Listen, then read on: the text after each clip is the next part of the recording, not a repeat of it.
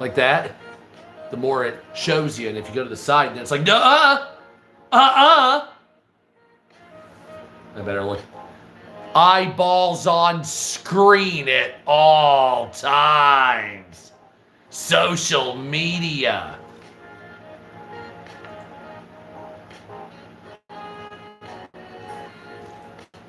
Man, that is some good microplastic, isn't it? Yum, yum. And yummy, yummy in my tummy. It is just one of those days when you don't want to wake up. Everything sucks, so does Limp Bizkit. It's a shame they're still around, huh? All right. What are you turning my... You're going to take a bath anyway. What are you doing here? Oh, Gatlin. Hey, Gatlin's coming on. Hi, Gatlin. How are you? Are you saying a bunch of inappropriate and low-key racist things? You are? Yeah. Oh, do you want to get some of your outfits, or you want to do that later? Your outfits? You want to get your Islamic outfit? Yeah. How about your chicken? You want to get your... What kind of outfits do you want to get, Gatlin? Holy crap. How about your little podium? With your little mustache and your little Heil outfit? Yeah, there it is. Good Lord. Oh, man, this is Gatlin, by the way. It's Gatlin the Bear. Gatlin the Bear is a hardcore National Socialist. I'm very sorry. I didn't raise him. See, I didn't raise him. So this is Gatlin the Bear. Yeah! And he's a hardcore National Socialist. I do what I can. Okay. So anyway, that's Gatlin the Bear. He didn't mean to be that way, but apparently he grew up in a bad neighborhood or a bad environment. Yeah, that's right. Get him, Whitey. Okay, that's enough of that. So we got some news to talk about today. Gatlin the Bear sure made an appearance. What a fascinating creature he is. I always love it when he comes around and my kid leaves and makes it hot in here all of a sudden because she closed the door. So we have a lot of news to cover today. We're about to get into the anal cavity of Iran coming up here. There's going to be some big moves coming up with Iran. If you liked a big move and you liked big conflict and you like carpet bombing, Moabs, possibly a tactical nuclear weapon or two, well, then your days are covered. I'll tell you what, for coming up here, we have got all kinds of stuff going on with the war in Iran. You guys are going to love that, or you're going to hate it, depending on your political leanings, because I know that's all anybody cares about at this point anymore, is what team you're on, right? Who's throwing to the halfback. Man, I'm bad on football right now. Good Lord. Nevertheless, I know that no matter what it is, what's up, Marine? How you doing? Whatever it is, I know for a fact that your war standing will be based on your political leanings only, because that's how America's turned, and I'm very sorry that we've come to that. So if you support Palestine, then they're going to say you're a liberal, and if you support a free Iran, then you're a Trump supporter, right? Is that how the stupid people have divided it? Where you at? This was in Chinatown. Oh, God damn, that hurt. I ripped some skin. I could feel it go like tear, like fabric. Ow. Look at that. Yeah, look at that, Buster. I ripped that open. Holy shit, that hurts. Anyway, but yeah, so if you're a liberal, then free Palestine. And if you're a conservative, then free Iran. But if you're a conservative and you say free Palestine, you're a Nazi. And if you're a leftist and you want to free Iran, then you're a Trump supporter, right? Is that the stupid room that we've all gotten into recently? Is that it? That wars are political based on who you voted for now? I know. People's brains are absolutely shut off. Oh, dude, I love Chinatown, man. There was a couple of places. We had Cantonese fried chicken there. Good Lord. I've been to Wohop a couple of times. This last one I went to was across the street from Wohop. Wife didn't like either, except for the first time. I liked them both. But, you know, I'm an easy demo. I'm a cheap date, right, honey? Anyway, but that's what we have going on here. is political dick measuring and conflicts throughout the world. What's up, Nana? So are you guys ready? You guys ready for the big war? Woo! And 5 years later, discover your second cousins. You pretend it didn't happen and you just keep doing it. That's the best I can figure, as screwed up as that actually is. Because you're already 5 years deep. You didn't get her pregnant, did you? Anyway, I guess that would be more Syria. Anyway, so let's talk about the news. What's up, America? We have the Iranian war conflict. We've got conflicts with Canada. The Gordie Howe Bridge opened between the United States and Canada, between Detroit and Windsor, Ontario. That's wonderful. Oh, it's coming big, Marine. That's wonderful, as we have a 10 to 12.5% tariff with other countries, 50% tariff on Canada with autos, alcohol, dairy products, even hockey sticks, going up to that. Donald Trump's administration continues implementing aggressive trade policies. Yeah, I definitely think ground invasion coming up, my friend. With 10 to 12.5% tariffs on 60 trading partners, replacing earlier temporary global levels of 10%.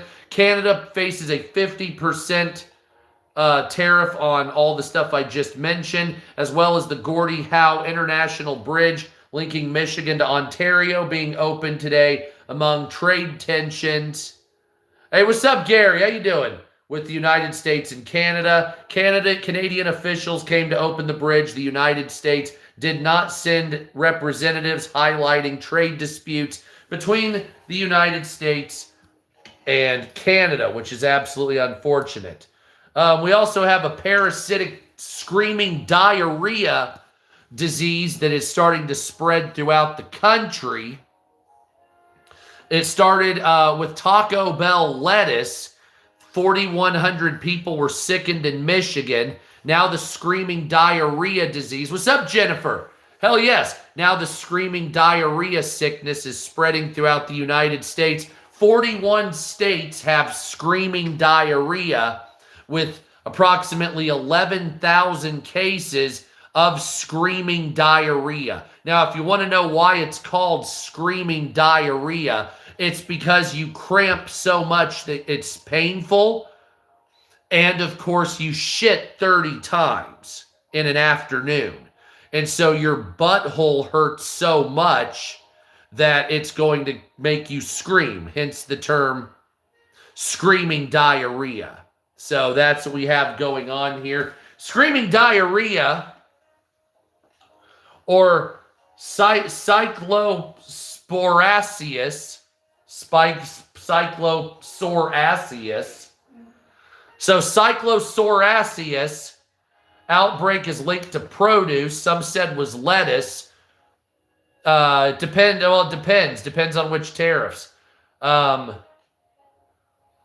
And of course, that is spread from the Taco Bell lettuce to Walmart, which has pulled some lettuce from their shelves. And of course, the Olive Garden, some locations are now not serving salads because of potential poo-poo sickness. So if you like cyclosoraceus, now reported across 41 states, is the largest parasitic diarrhea disease in American history. Markets have reacted negatively towards surging oil prices driven by Middle Eastern conflict between the Iranians and the United States and the Yemeni Houthis that are blocking off the Red Sea into the Suez Canal, driving oil prices quite a bit higher than we thought it could even go. So the market is reacting by saying that these oil prices going up are now going into another category. So initially, your raises and falls in gas prices were considered speculation. Now what they're saying is that the oil prices going up and down, the gas prices, are now considered long-term disruptions. And so the market has reacted by stating that the price must be higher for a very long time. Oh, I'd love to go to Suez. I'd like to go to Egypt.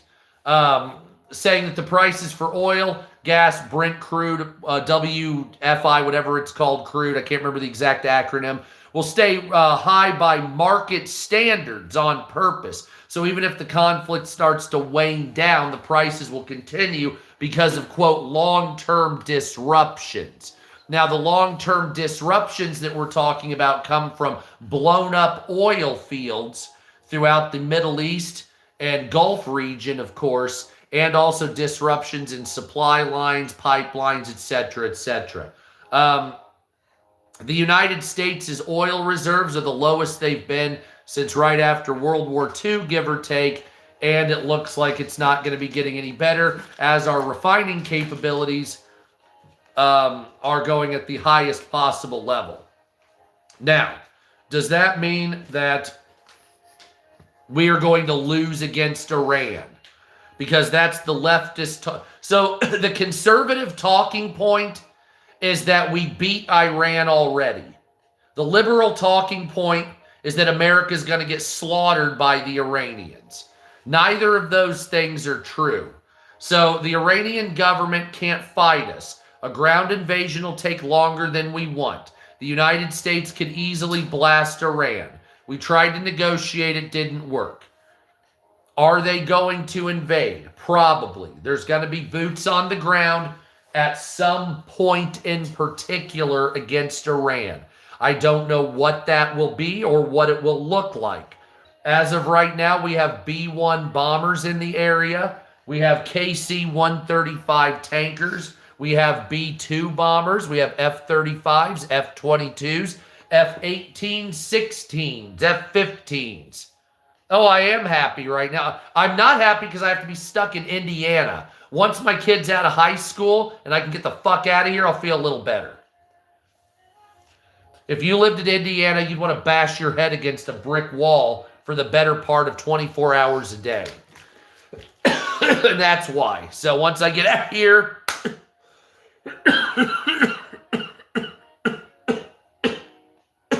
Man, that's strong again, honey. You got that good shit. Oh, man. Oh, yeah, Jesus loves you too. Other notes, Made in America Week. Made in America Week is the July 19th through 25th. That's coming to an end. Here you go. LeBron James signed with the Philadelphia 76ers. Donald Trump publicly escalated a long-running feud, suggesting LeBron James may be a racist. Well, of course he is. Obviously, LeBron James is a racist. Duh. Well, I mean, did you open your eyes? Wow. Yeah, LeBron James is racist as you can. That's how he's been. But I never liked LeBron James. LeBron James. Everybody's racist. Yeah, even every black person's racist. Every white person's racist. Every fiddler crab is racist. Every cat and dog is racist. The crabs in the tank at Walmart are racist. The robots running the grocery stores are racist. The 12 pipers piping, 11 ladies dancing, 10 lords a leaping, 9 ladies dancing, 8 maids a milking, 7 lords a leaping, 6 geese a laying. Thank you, Jennifer. The golden rings were stolen from the black community. 4 calling birds, they're all racist. 3 French hens, racist as well. 2 turtle doves that are racist. And a partridge and a pear tree were stolen from Africa. It's cultural appropriation. So is Oh Holy Night. Santa Claus is racist. The reindeer are all racist.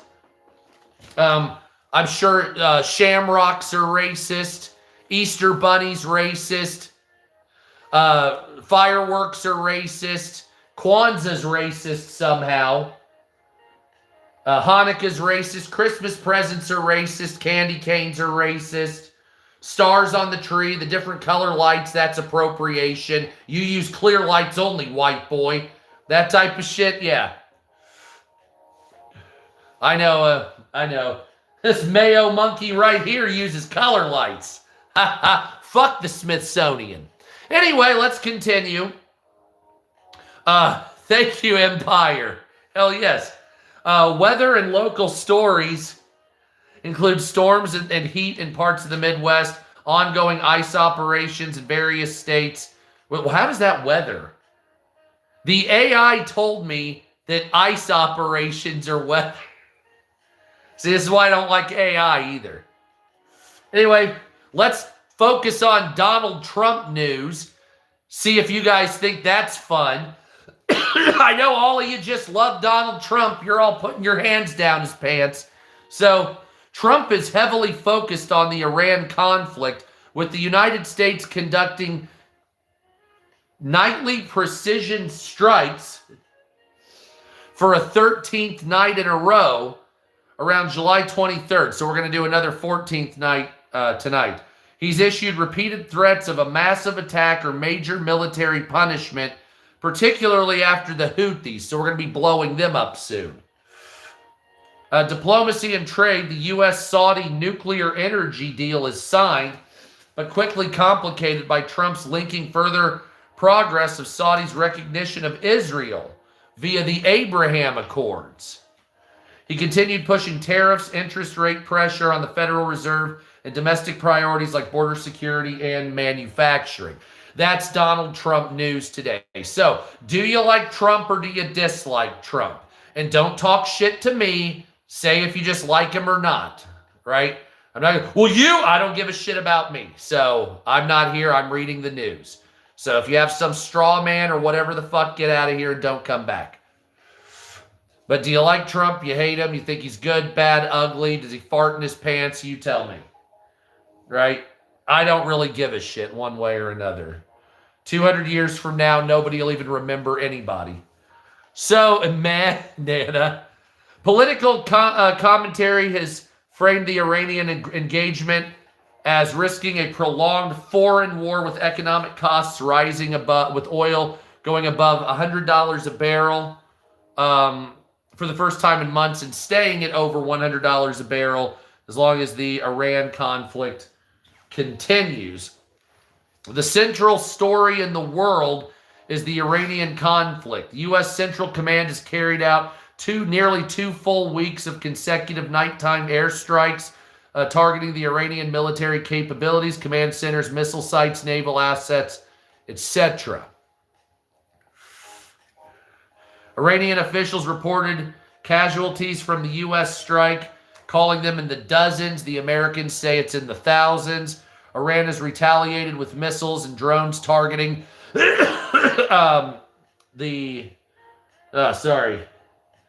targeting U.S. sites and allies in Jordan, Kuwait, and Bahrain. By the way, Bahrain and Kuwait attacked Iran, which is very, very rare.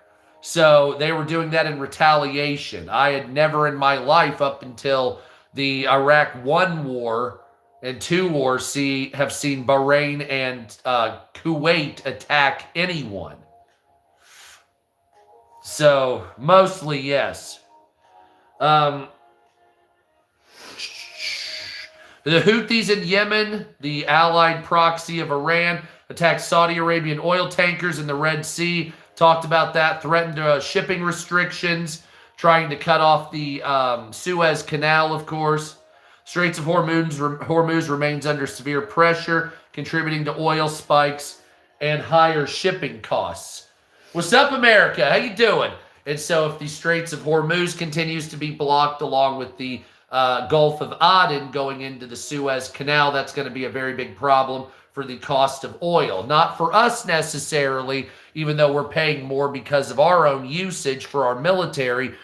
The rest of the world is going to pay a lot more for oil as long as the Straits of Hormuz and the Gulf of Aden Suez Canal are blocked off.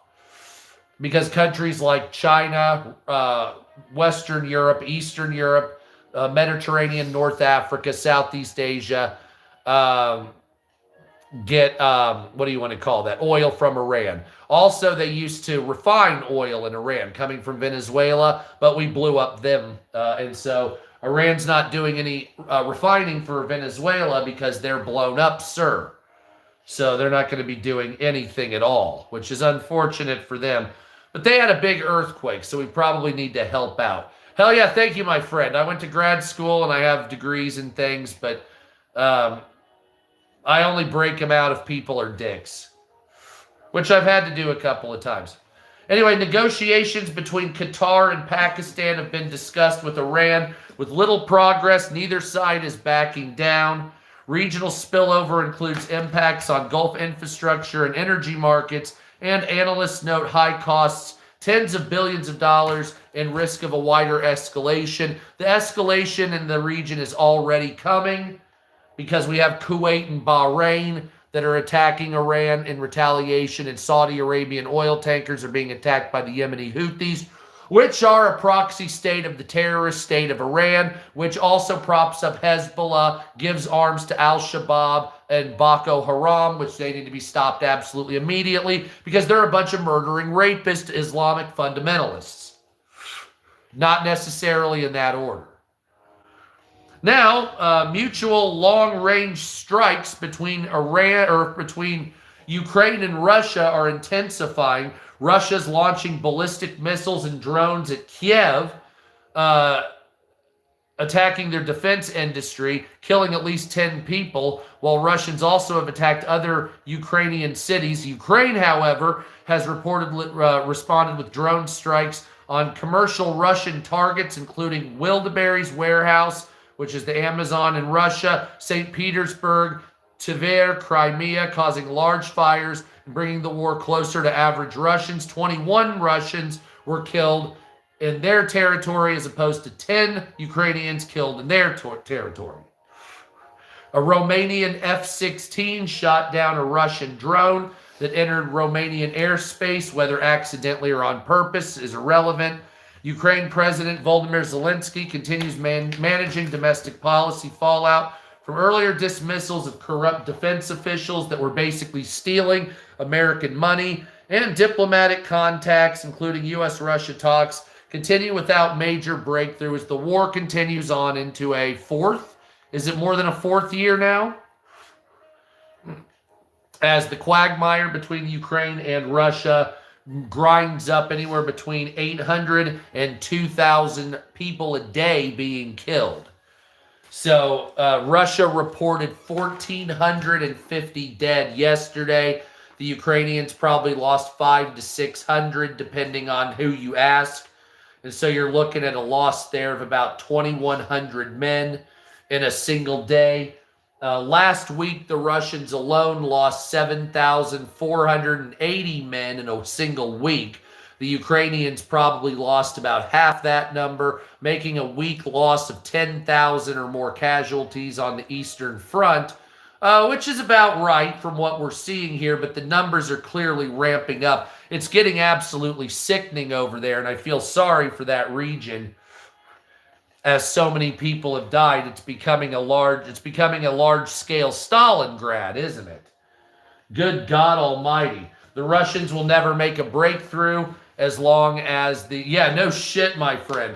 The Russians will never make a breakthrough as long as the Western Europeans continue to bolster the Ukrainians. However, the Western European nations cannot continue without American support, and Donald Trump is very mad at NATO. So eventually, NATO will come crawling to the United States and Donald Trump asking for some type of military assistance, and Trump will either give it at a very high price or he'll tell them to eat a bag of shit. Now, if he does the secondary of the two, then the Russians will take advantage because the Russians are not opposed to losing 1 million men for territorial gain. This is not the first time the Russians have put millions and millions of men in the meat grinder to gain some type of advantage. The NATO is lacking in knowledge. That is correct. That is correct. So, unless there's some type of agreement, the Ukrainians will eventually start being backed by the British, the French, the Spanish, whoever will join in. Whoever will join in. And the issue with that is all of those European nations have barely any military left. Most of the European nations' programs have been, who's Frank? Who cares? You have to stamp Frank. Oh, yeah. So my thumbnail, when I was in New York City, I saw that spray painted on the sidewalk. And it was Anne Frank standing up like this on a Jewish star that said, Stan Frank. And I said, wow, how highly inappropriate. I'll take an image of that. And so now I'm using it on my podcast or whatever this is as the background. I figured, why not? Couldn't get any more offensive, I guess. That's about the borderline right there. I didn't spray paint it on the ground. I just saw it. The band's called Stan Frank. It's a local band in New York City. But they modeled their band after mocking Anne Frank. So, I love you. I don't know what the hell their music is like. Kellen Smeller. Helen Keller, more like Helen Smeller. Waka waka. Oh my God, I'm sorry about that. Yeah, my ex-wife says she misses me, but her aim is getting better. Her aim is getting better. Holy fuck, I need a fez. Okay, let's continue. Asia news, South China Sea tensions flare in the Philippines, or as the Philippines accused the Chinese vessel of using water cannons on Philippine ships for a second consecutive day. So there's a spat between China and the Philippines, and China and Taiwan, and China and Vietnam, and China and Cambodia, and China and Malaysia, and China and Indonesia, and China and the United States, and China and Mongolia, and China and Russia, and China and Japan, and China, North Korea, and South Korea. And I'm sure China somewhere else too. Thank you, my friend. So I don't know what that is, but it looks like there's a lot of conflicts brewing with China. India, nationwide youth protest that's been going on. Myanmar's civil war continues with high casualties and territorial contestations. Death tolls exceed tens of thousands of people since 2021.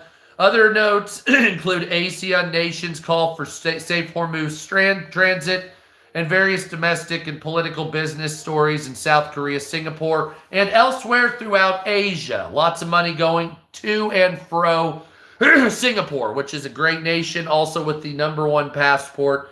I would like to go Singapore, a little too dystopian for me, but we already have flock cameras going in, which I'd like to break flock cameras down with a fucking baseball bat. If I swear to God, if I can figure out how to get away with strolling the streets without being seen by a camera, those things are going to get fucking shot one way or another. Oh my God, I am ready to go. As soon as people start doing it more and more, I am down. What's up, meat? Fuck your flock cameras. That's against the Fourth Amendment. You're mass collecting data. That is absolutely illegal against the Constitution. Each one of those flock cameras should be bow! Like that. How many servicemen is it okay to lose? Well, none, but the servicemen that are there are, look, everybody, like my uncle, my whole family was in the military. I only didn't go because I had lung surgery. Otherwise, I tried to go twice. And then after I graduated, they tried to make me a contractor. It's not about how many people you lose. These men aren't concerned with that. The ones that are fucking in it for the right reasons. The objective to join is to protect the United States using you as a line between the bad guys that want to kill all of us and our civilians, right? So stepping up to be in the military isn't like it's just cannon fodder. It's an honorable duty that puts you at the forefront. That is what's up with me? That's a direct line between you and the dangers of the world that are trying to kill us and destroy us as a society. So you say, well, how many is there to lose? Well, anybody who's honorable, even civilians, such as myself, even disabled when I couldn't go because of the lung thing, if they invaded my country, I would step up and fight our enemies. Even if I get killed, yes, because the objective to beat their ideology is more important than my ideology being lost. So, for instance, if communism, and I'm not talking communism like you're seeing, liberal communism in America where it's not violent. I'm talking like violent, stand up against the wall, blow your brains out communism from like the fucking 30s and the 40s. That shit comes here, I will fight to the death to make sure that doesn't spread another inch, and if it does, it's going to be walking over my dead body. Because fuck all that shit. Because it's a failure, it doesn't work, and it costs millions of lives. And you haven't figured out how to get rid of greed yet. So socialism and communism, and for that matter, capitalism. Capitalism doesn't work because of greed. Socialism doesn't work, communism doesn't work because of greed at all. So if you say, I'm going to be fighting for a communist ideology, going against your shitty economic system and government, whatever it is, then I'm not going to support you because your system that you're fighting for is ridiculous. It's stupid. It doesn't work. You haven't figured out how to isolate and remove greed from your ranks. Until you can do that, communism is a dipshit government, economic system, whatever you want to call it. And it's the same with socialism. You haven't gotten rid of greed, and you keep bringing in illegal migrants that strain the system. So those two things make it impossible for you to continue without a bigger pool coming from your citizenry, which puts the burden higher and higher and higher every generation. It's the same with capitalism. We're based on the Federal Reserve System. So our money that we have here in the United States has a built-in interest rate. Inflation rate. So when you get money from the Federal Reserve, you're paying an inflation on that. So the prices will always go higher. Now that happened, I think sometime, when was it? After the market crash? Was it 1930 something, whatever the fuck it was? Whenever the time was, and then we got taken off the gold standard, and you're not going to see deflationary value anymore. It's going to be nothing but inflation. Every time a dollar is printed, it adds to that. Why? Because it's a Federal Reserve System, and you're paying a high interest, you're paying the inflation. The taxpayer dollars do that, and then after the difference, you get back in the Treasury, which just recycles itself into an accruing debt, which is not, it's $40 trillion, but you don't actually owe $40 trillion. See, that's the thing. The government tells you that you owe $40 trillion, but you don't actually owe $40 trillion. It's just rolled over into an accruance. So you're not really gaining the debt. You're just racking up what you've cycled through. You understand? As far as debt and then payment and then back to the Treasury, to debt to payment to back to Treasury. Because you're never going to pay off your foreign deficits. No one gives a fuck. So your trade deficits, right, that's an irrelevant number. Everybody says, oh, your trade deficits. Oh, man, well, look at the trade deficit between America and China. Or whatever. No one gives a fuck. Trade deficit's horse shit. That's a stupid number. Nobody pays a dime to that. We're not going to pay China. They're not going to pay us. We're not paying anybody. We're just doing it to be doing it. And we pay those differences with favors. We don't pay it. And so we basically say, oh, you have $600 billion in trade deficit with China. Well, now I want to put an Apple gigafactory here. Oh, okay, well, there goes that trade deficit. Is it worth $600 billion? Of course not. But they do, and they use these numbers as optics and ways to manipulate into negotiation. Right? That's why before negotiations with a major world power, there will either be a stiffening or relaxing of sanctions or trade deals or whatever it is, and you can see how it's going to go before it even happens. So if you say, well, we're going to meet with the Russians, and 10 days before you have a relaxing of sanctions, well, gee, I wonder how it's going to go for Russia. Oh, man, really? You're shocked? Obviously, they're going to get the better part of the stick. But you can see it beforehand. It's the same with China when Trump met with China. Trump's meeting with China, and all of a sudden he says we're bringing over 600,000 Chinese to study here in the United States. Well, gee, I wonder how relations when he meets the Xi Jinping are going to go. Right? We just committed to bringing 600K Chinese fucking students into our universities. So, yeah, he's going to go to China and stick it to Xi Jinping, right? Thank you. No, the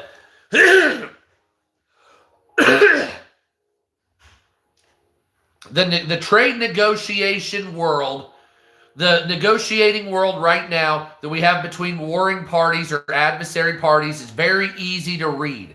It's just the stupid people that can't read that. Right? And I know a lot of you can already see what this is going to be coming up here. I can give you a prediction of what's going to happen. Absolutely, Jennifer. So here's what's going to happen. The United States and Iran will continue to ramp up. The United States will blow up Iran's military to the point where it'll be non-functional. At some point, backed by some type of more than likely CIA-led operation, there will be a coup of some type in Iran. It will be against the military or it will be a civilian uprising. Either one is acceptable. If you have a military coup that comes in, you'll get a softy government where the military's in control, non-Islamic fundamentalism that works with the United States. If you don't get that, you'll have a civilian uprising brought in by CIA military advisors, weapons being brought in, factions, warlords. It'll do one of those for a while. Nevertheless, whatever it is, it's going to be a positive gain for the United States. We'll lose a couple hundred soldiers, maybe 1,000 wounded. We probably won't lose any ships. We'll lose another handful of aircraft and munitions associated with it. It will be considered a nominal loss and it will be considered a tragedy, but it won't be big enough to stop doing this. The United States will eventually assist in stabilizing the Iranian government, and we will be allowed access in time to their air bases and maybe even a military base or two in Iran. That will threaten China's west and lead them to a new dawn of American exceptionalism working with China. Pakistan, who is a low-key ally, will work with us very closely because of their involvement during this time. India will also stabilize. They will be a partner with China, with a lesser extent partner of the United States and Russia. India and Pakistan will never fucking stop, though. India and Pakistan will always want to kill each other. And there's nothing the United States can do about that. That goes back to the partitioning of India and Pakistan. Sorry, I didn't do it. China will continue to exert its military dominance. It will eventually invade or occupy Taiwan. Japan will stay out of it. The Philippines will get their shit in a huffy, and South Korea will as well as the United States. But we will not actively engage in military intervention against China. That's something we won't do. The CCP will be marching in Taipei, and we won't give a fuck.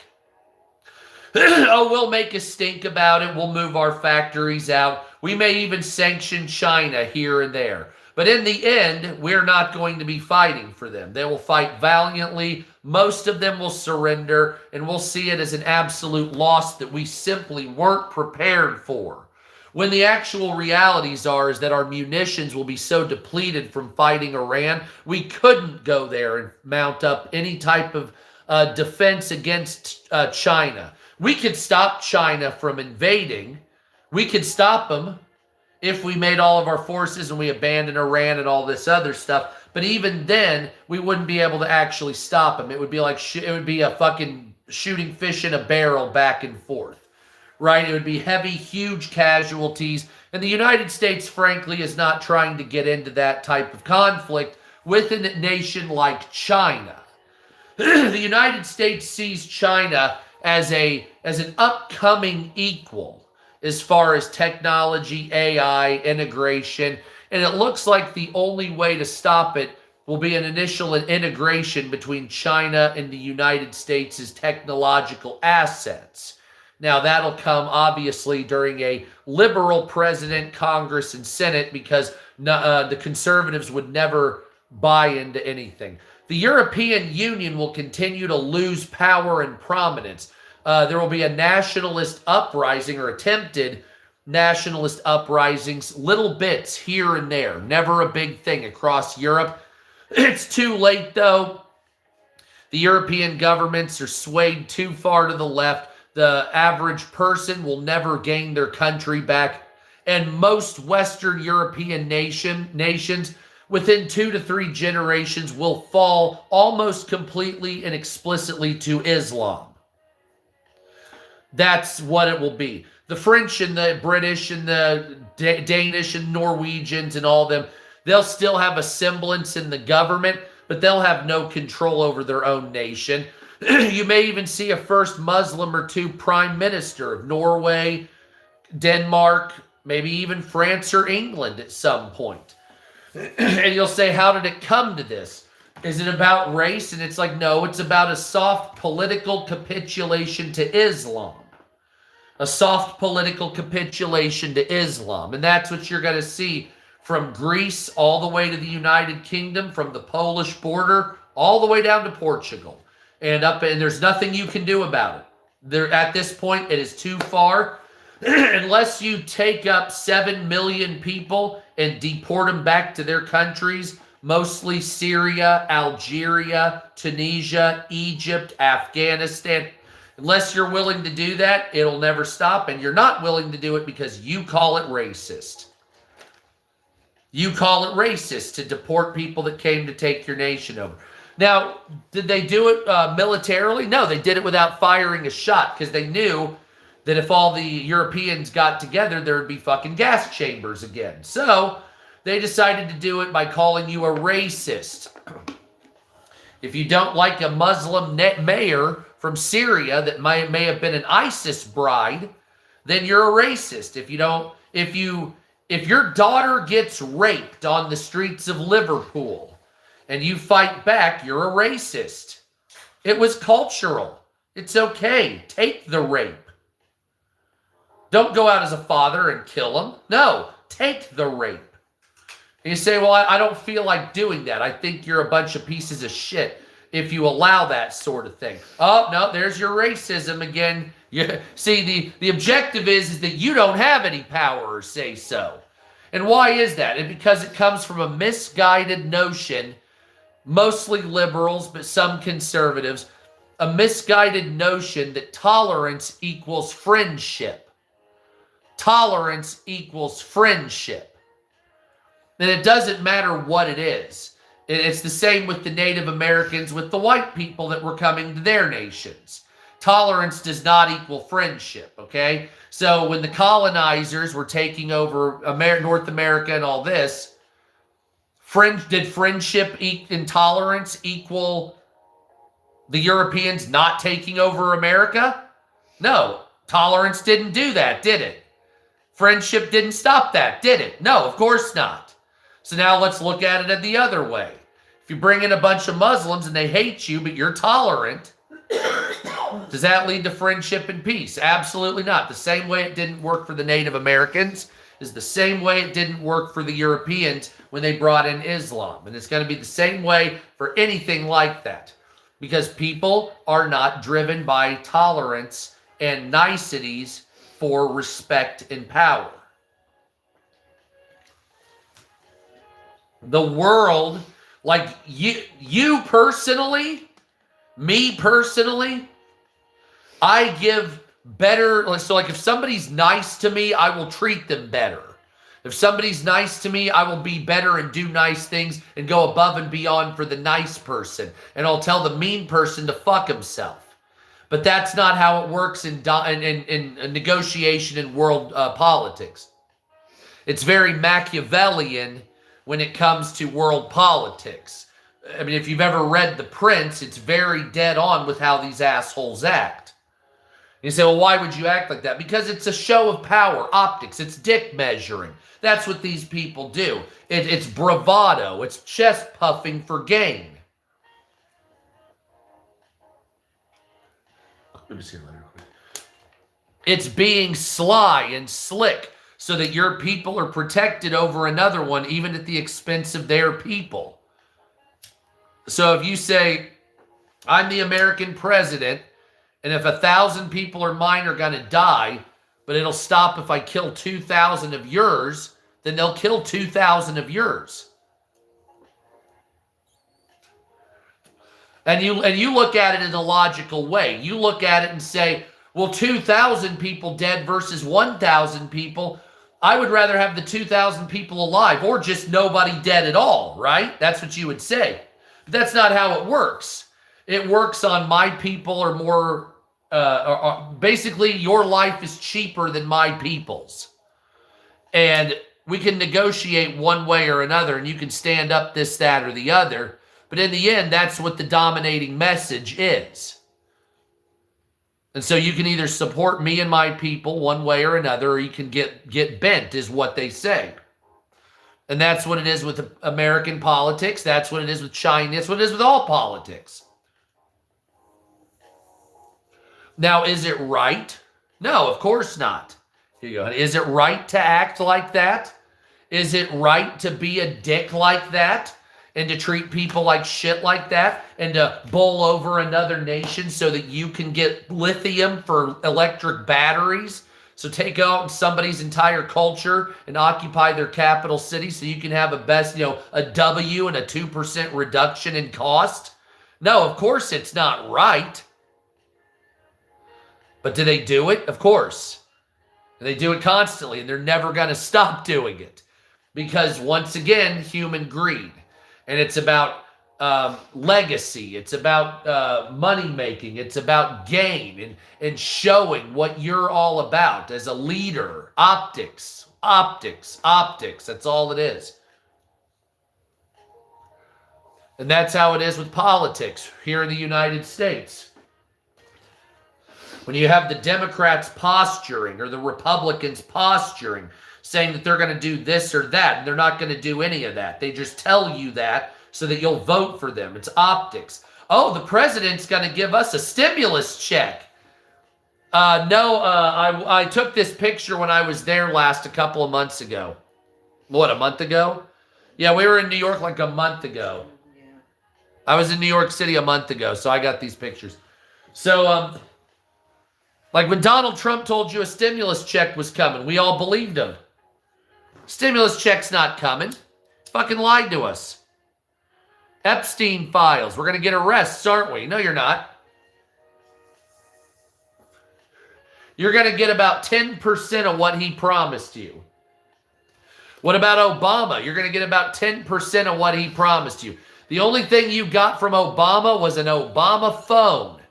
And you got the Obamacare, which now costs a lot. Seriously. Every other thing he didn't really do.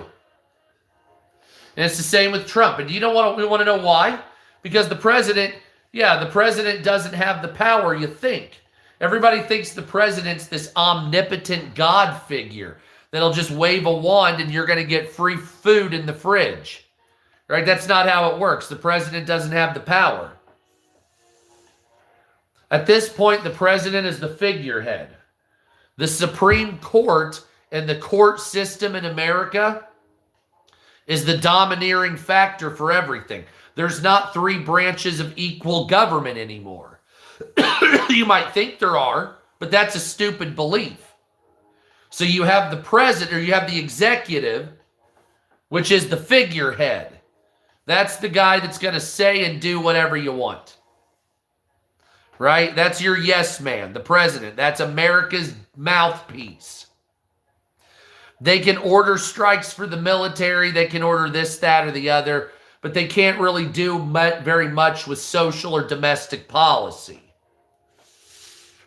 Can Donald Trump order the EPA to allow high-flow toilets? Yes.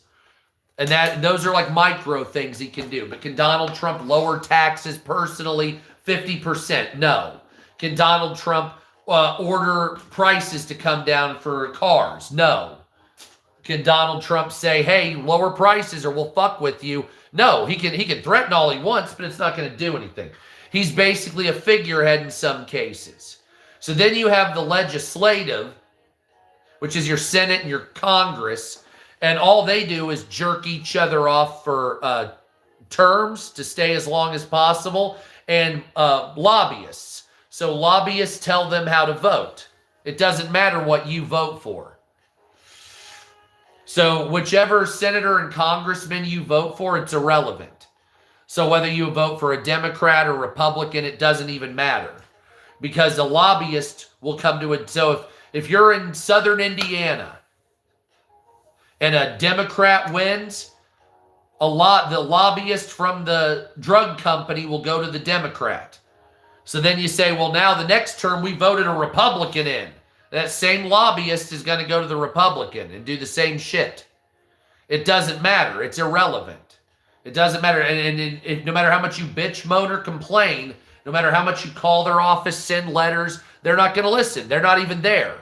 They don't give a fuck about you. You voted them in, that's it. Now it's up to them. Now they don't listen to you. It's their convictions only now. And I don't want convictions of a stranger to run my nation. I wanted a representational government. That's not what we're getting. It's pretend, because lobbyists are the ones that tell the politicians how to vote. They do it and you're fucked. Doesn't matter. So, then you say, well, what about your Supreme Court? Your Supreme Court is the rulers of this nation. Your federal judges are the rulers of this nation. The Supreme Court is also lobbied. What did that person do?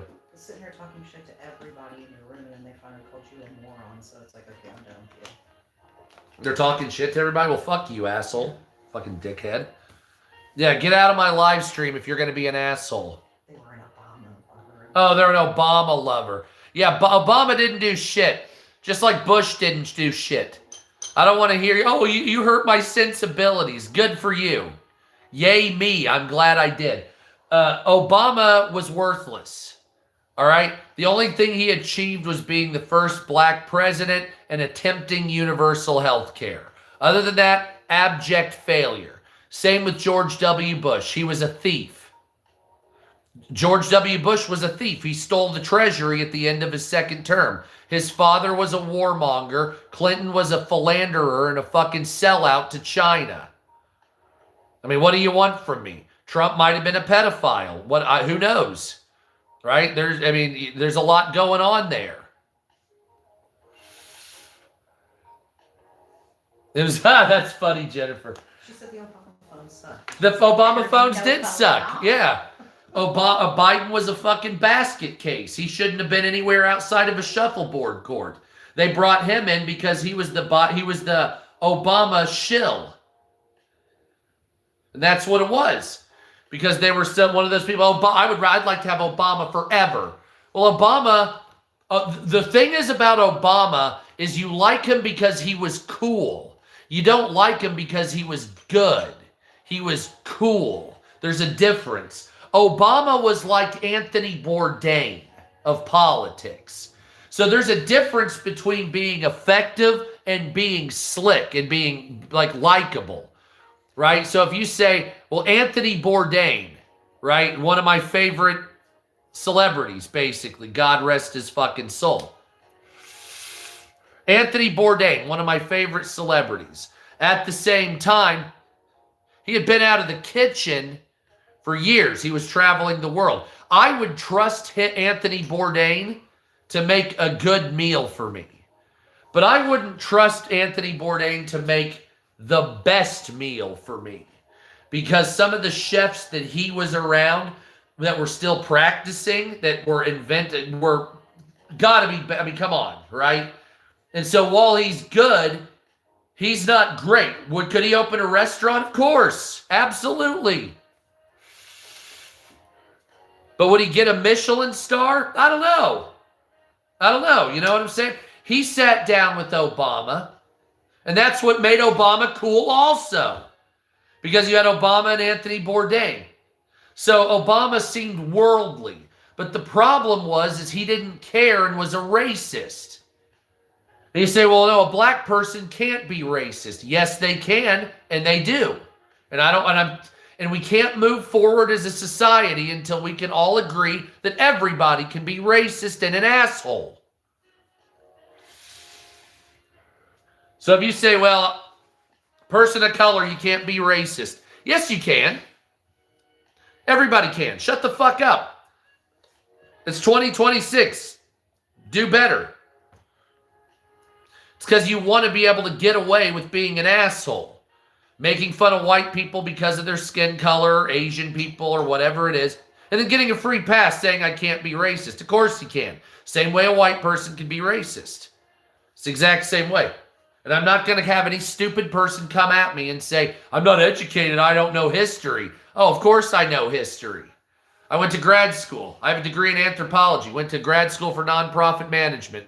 Minored in religion. Fucking lived in Australia. Did forensic archaeology down there. Right? I know culture. I know people. Trust me. I lived with Aboriginal tribes. Okay? Yes, you can be racist. Trust me. All right? Now, people don't want to admit that because, well, it's a bad narrative. It's a bad narrative. But that's what it is. And once everybody can agree with that, you can move forward. You say, well, white people can be racist. Yep. And every white person out there. Well, I've never had a racist thought in my body. Yes, you have. Yes, you have. Just like a black person's had racist thoughts against you. Yes, you have. Don't give me that bullshit. Everybody's been shit-faced at night. And they're like, oh, I don't want to walk on that side of the sidewalk. There's a group of people up there, and it's a little, I don't want to go that way, right? Everybody, yes, I do actually. And Hispanic friends and everybody else. It's not about a person's skin color. See, like I said, I'm an anthropologist. So it's all genetics mean jack shit with that. So there's really not much difference at the genetic level except a couple of rare diseases most people don't get anyway. The bigger issue is a cultural difference, and that's being played upon you for political gain and movement. Once again, optics, right? So if the government tells you that everybody's racist and then they do everything they can to show it to you and punch you in the face with the propaganda, then you're going to think everybody's racist because they're telling you all day, every day that they are. White supremacy, black supremacy, whatever it is around every corner. And then you start looking for it. You start looking for it, right? And then you start looking for it. Now everything is racism. And it's not. That's not what it is. That's nasty. That's stupid. That's stupid. But there's a lot of money and power involved in keeping you at each other's throats. Politically, racially, by sex and gender, and all that shit. The longer they keep you at each other's throats for that type of shit, the longer you'll vote for their stupid special interest garbage. Absolutely. So as long as black and white people hate each other, you'll vote for whatever stupid thing they throw in front of you that makes them $1 billion. Right? It's like Scientology, only it's politics. And so then when you look at it that way and you're like, oh, well, in Minnesota, there's a bunch of fraud, but we're going to hide behind Islam, once again, hiding behind a religion. So you know how back in the day they said people would hide behind Christianity? Well, now they're hiding behind Islam because, oh, it's a race, it's a lifestyle. It's not theft. We didn't do anything. We just didn't know, even though they perfectly knew up in Minnesota that the fraud was going on and people covered it up because they didn't want their people to seem racist, right? So you had people like Tim Walz and whatever that were covering, oh, we knew about the fraud, but we're going to minimize it and hide it because then it might blow up and it might look bad. Then people might be racist against this community. So instead of them going through that, we'll just allow it to happen. And it's like, no, that's what breeds the racism, is that kind of stupid non-accountability. Because then you say, ha ha, I got away with it. I deserve this. Fuck you, Whitey. You know what I'm saying? And that's what it is. And it's like, we got to get away from that. But people love getting involved in that bullshit. And they love getting involved in it. And they love fighting about it. And it makes them feel good. It makes them feel good to fight about race because they believe that there's some type of gain that they can talk their way into changing somebody's mind or being a freedom fighter or whatever it is. But it's all just propaganda at this point. It's 2026, am I right? I'm not fucking creating diversion. I'm trying to stop it. I'm trying to... Yeah, what? Division. Yeah, I'm not creating division. I'm sitting here trying to stop it. And I'm trying to bring you assholes together, and you're saying I'm causing division. The exact opposite of what I'm telling you to do. Jesus, how stupid are you? Well, stupid enough you can't spell division, so. Yeah, stupid enough you can't spell right. But the bottom line is that even when I tell you people to quit being racist against each other and to stop being an asshole, you still can't help yourself. You have to fight. Now, why is that? Why is that? Why do you have to do that? Why is it if I say, let's stop the violence in Gaza, and then you'll tell me, we'll tell that to Israel, Hitler. And I'm like, why are you so deranged? Yeah, well, exactly, Jennifer. Why did you become so deranged as to think some stranger has political pull with a government that's bombing another place because I simply made a statement about it? The issue is that, well, frankly speaking, if you want to know my belief, the United States, not necessarily the United States, everybody in the world is not evolved enough for these conversations and decisions that we're doing. I don't think that anybody right now has a grip on what is real at all. I think there's so much lying and propaganda and all this that's been going on. You wouldn't know the truth if it slapped you in the face with a dick. Right?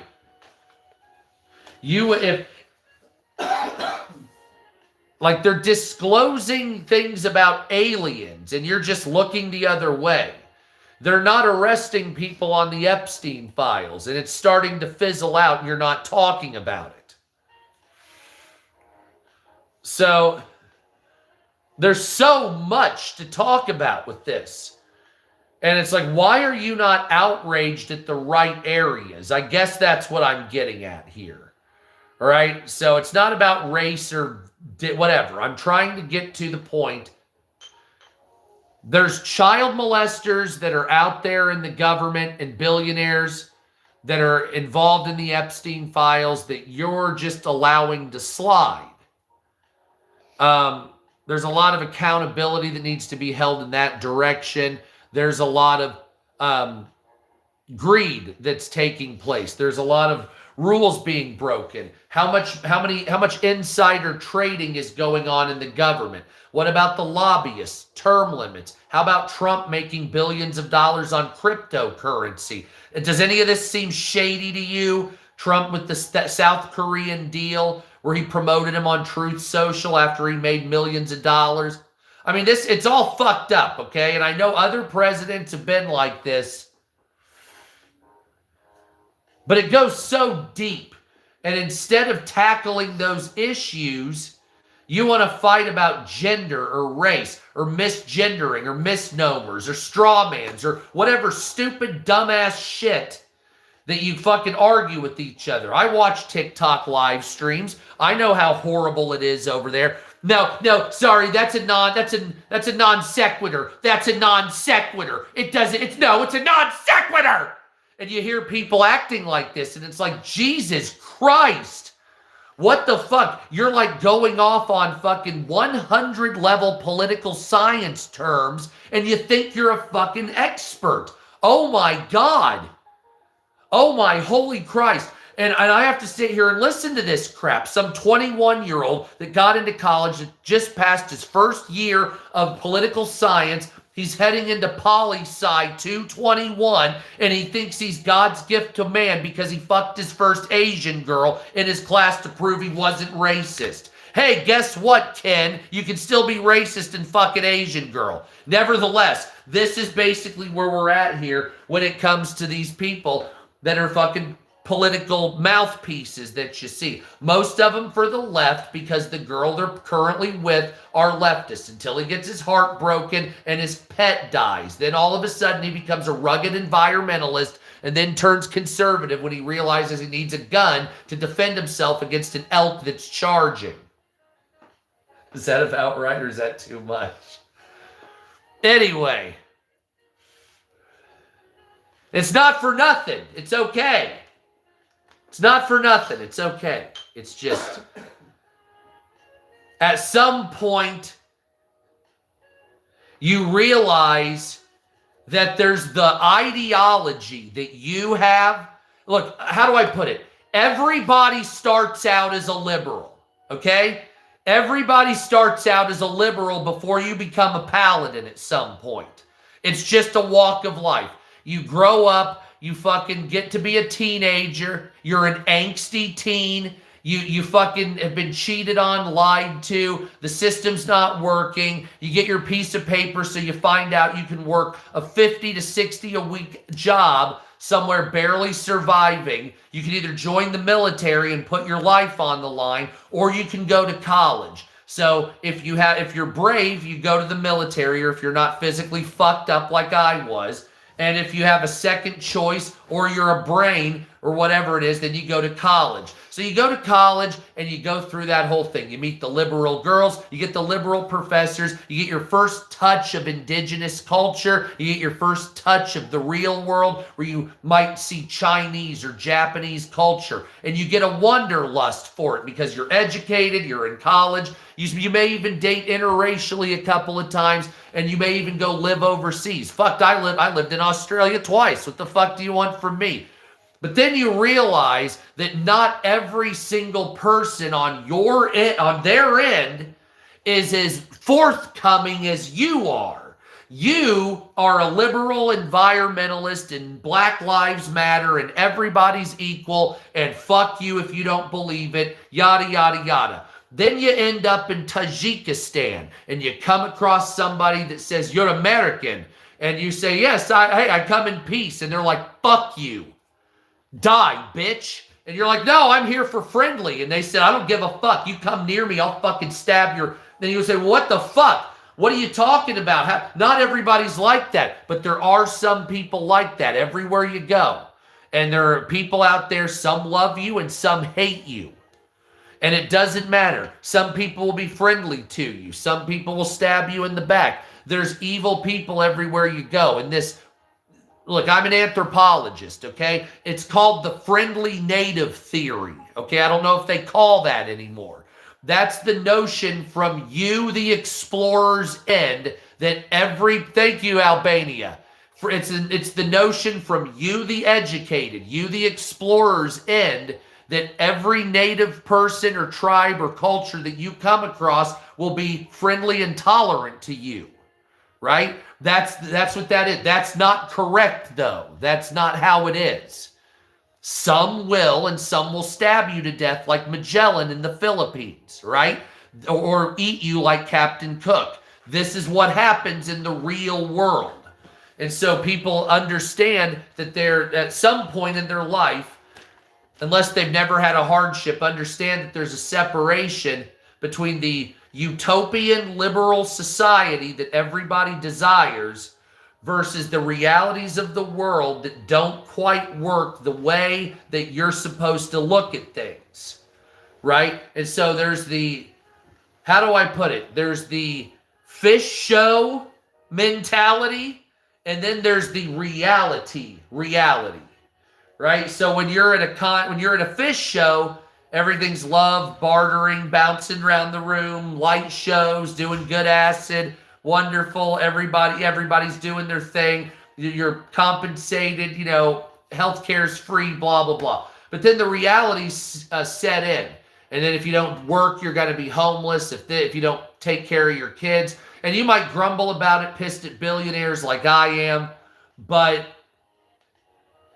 this is what it is. Now, does that make you more conservative overall? In a long enough timeline, yes, you start to slightly, even if you're fucking a hard liberal, you slightly start to shift to the conservative side a little bit. Not on most things. Even John Stewart, the more privileged you are, the longer it goes. But there's this is why you need a mixed bag here in America, right? I guess that's what I'm getting at. It's a good feeling to have a gun and be able to buy weed legally. All right? I'm not going to lie. It's a good feeling that I can carry a pistol or an AR-15, but also go to a weed store and purchase green and smoke it. Right? Because you can't do that anywhere else. It's a good feeling I can tell the government to fucking eat a bag of dicks. It makes me feel good. I like talking shit to my politicians. You can really, it's a good feeling. You can say, oh, this person eats shit, protest in front of them, fart in their general direction, and you're not going to go to jail. Some countries you'll get fucking caned, or you'll get the fucking shit beat out of you if you do that. But I require more freedoms. You see, there's not enough here. I want you to not be able to search me when you smell weed in the car. I want you to be able to maybe not have flock cameras, or maybe give me a say in data centers, maybe a representational government for a change. There's a long list of things I would like to see. You know what I'm saying? Going into this. But I just know that that's not going to be what it is. Once again, it's my ideology, which I've told you about. And then there's the realities of the life and situation, which, of course, isn't going to be fulfilled because we live in a our country's not terrible, right? So I'm not going to sit here and be like, oh, like Hassan Piker, and be like, oh, America needs to be destroyed. Yeah, fuck you, Hassan Piker. Right there, fuck you, Hassan Piker. I've heard some of your crap. And Anna Kasparian. The problem is with you two people is you hate America. You want it destroyed and rebuilt in some dynamic that only exists in your mind. Okay? So Anna Kasparian hates Jews. She's like the next, like the female guard at Auschwitz, basically. And then you have Hassan Piker, which is the same type. He's the Dr. Mengele. And if I recall, he abused a dog or something, but don't quote me on that. Nevertheless, that's what I'm talking about. And that's the type that it's all one way and nothing else. Everything is either hard, batshit crazy, to the fifth level feminist, which is not a bad thing, but I'm talking the misandrist type of thing. I'm talking if you're a conservative of any kind, if you want to own a gun, you need to go to jail. If you voted for Bush at one point, you should be shot. If you support Israel and you don't want to see Palestine destroyed, it doesn't matter. You support Israel, you deserve to die with them. These are absolutely insane positions to take. Supporting Iran over the United States when you're in the United States. Saying that there's no reason to attack them. Iran's never done anything wrong. Really? Yeah, like Russia's never done anything wrong. Like Ukraine never did anything wrong. Like China or North Korea never did anything wrong. Get the fuck out of here. You kidding me? The reason I can justify Trump bombing Iran is the fact that Iran murdered a lot of people. They're not the first one to use sarin gas on people. Mustard gas. They're not the first to send thousands of people to their deaths, beat and rape women to death. Rape women is a form of punishment. The IRGC, the morality police on the street, fuck them, okay? We're not going to sit here and be like, oh, Iran is so great. Iran, the people are wonderful.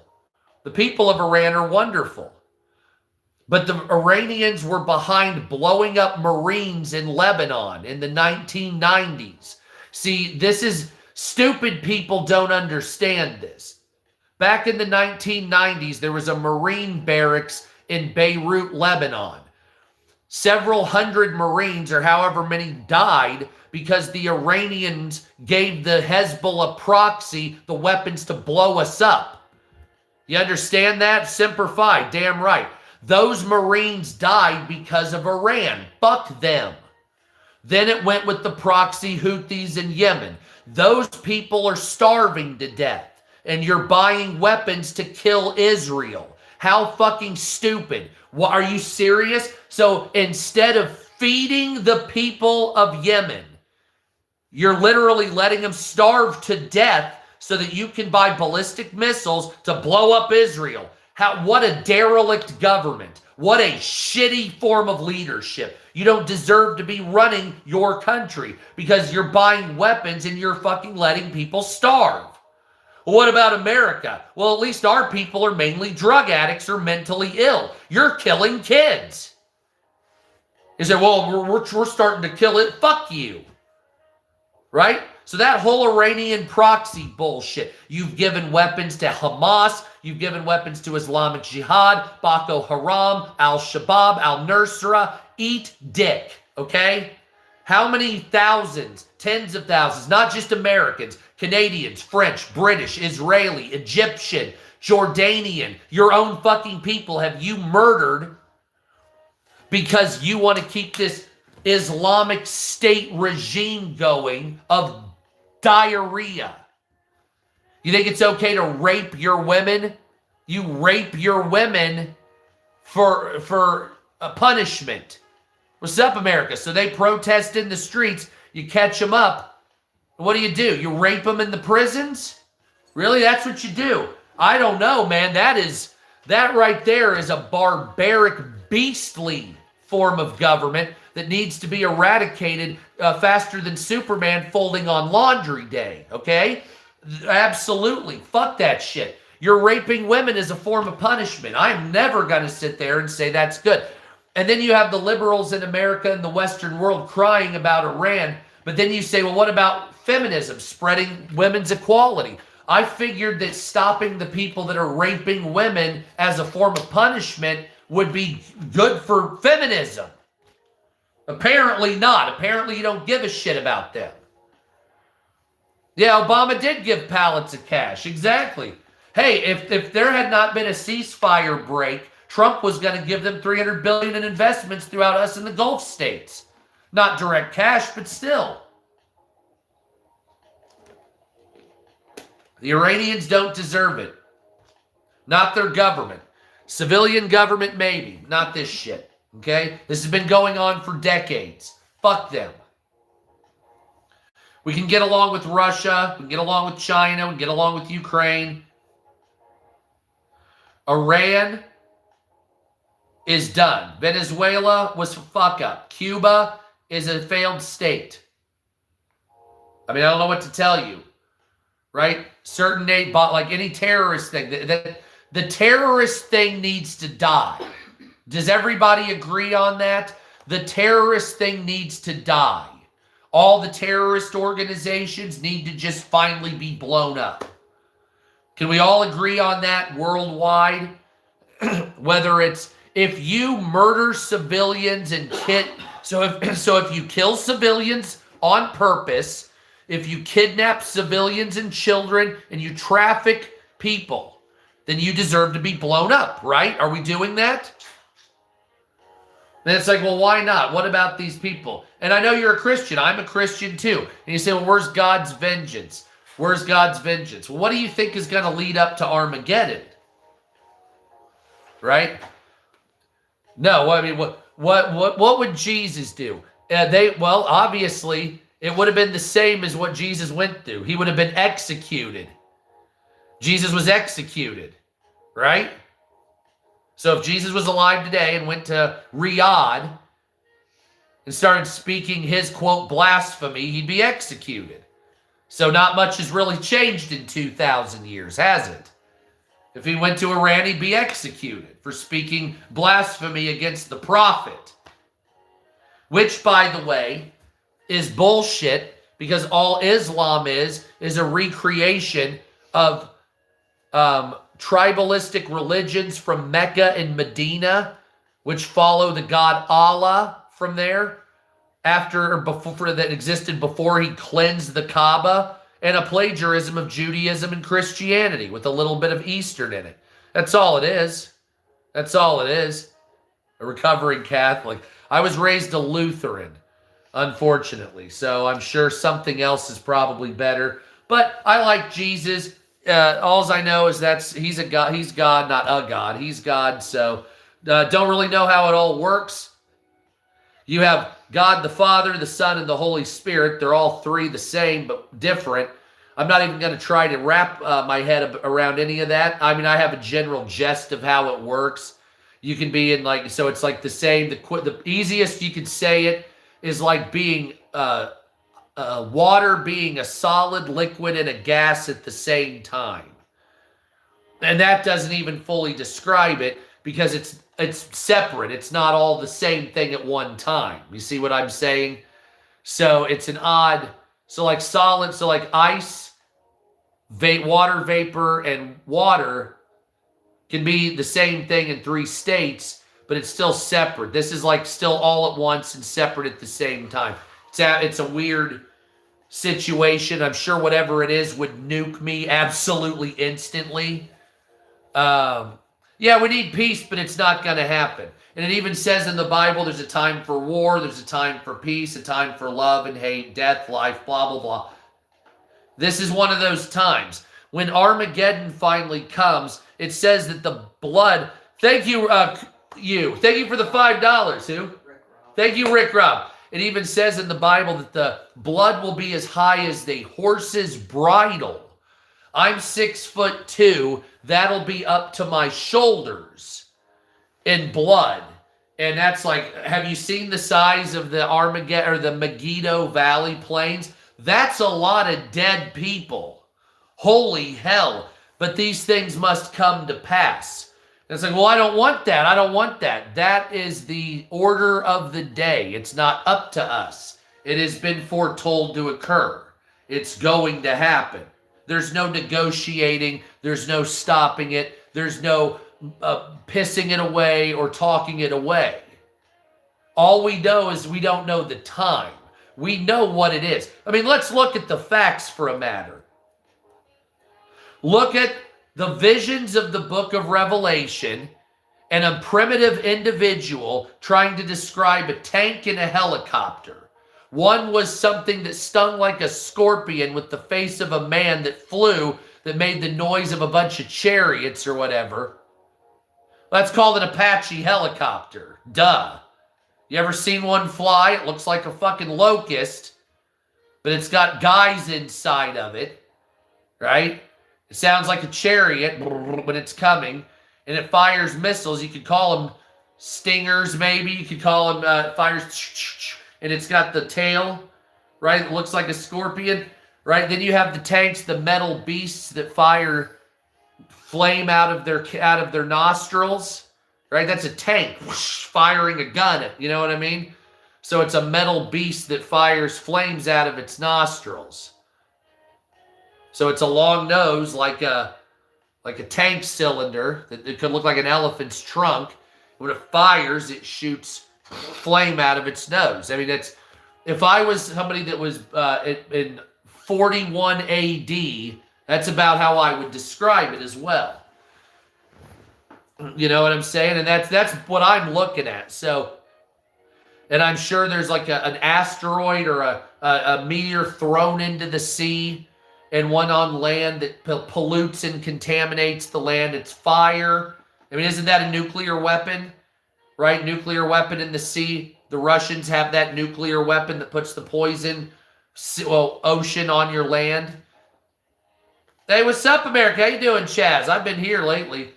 And then the other one you do, it poisons like wormwood. Isn't that a nuclear weapon? I mean, so if I'm looking at it as a primitive way, I'm going to say, well, it looks like it's going to be helicopters, aircraft, and tanks, and armored weapons fighting other men here in a humongous battle, and also probably nukes going off, affecting the sea and also the land.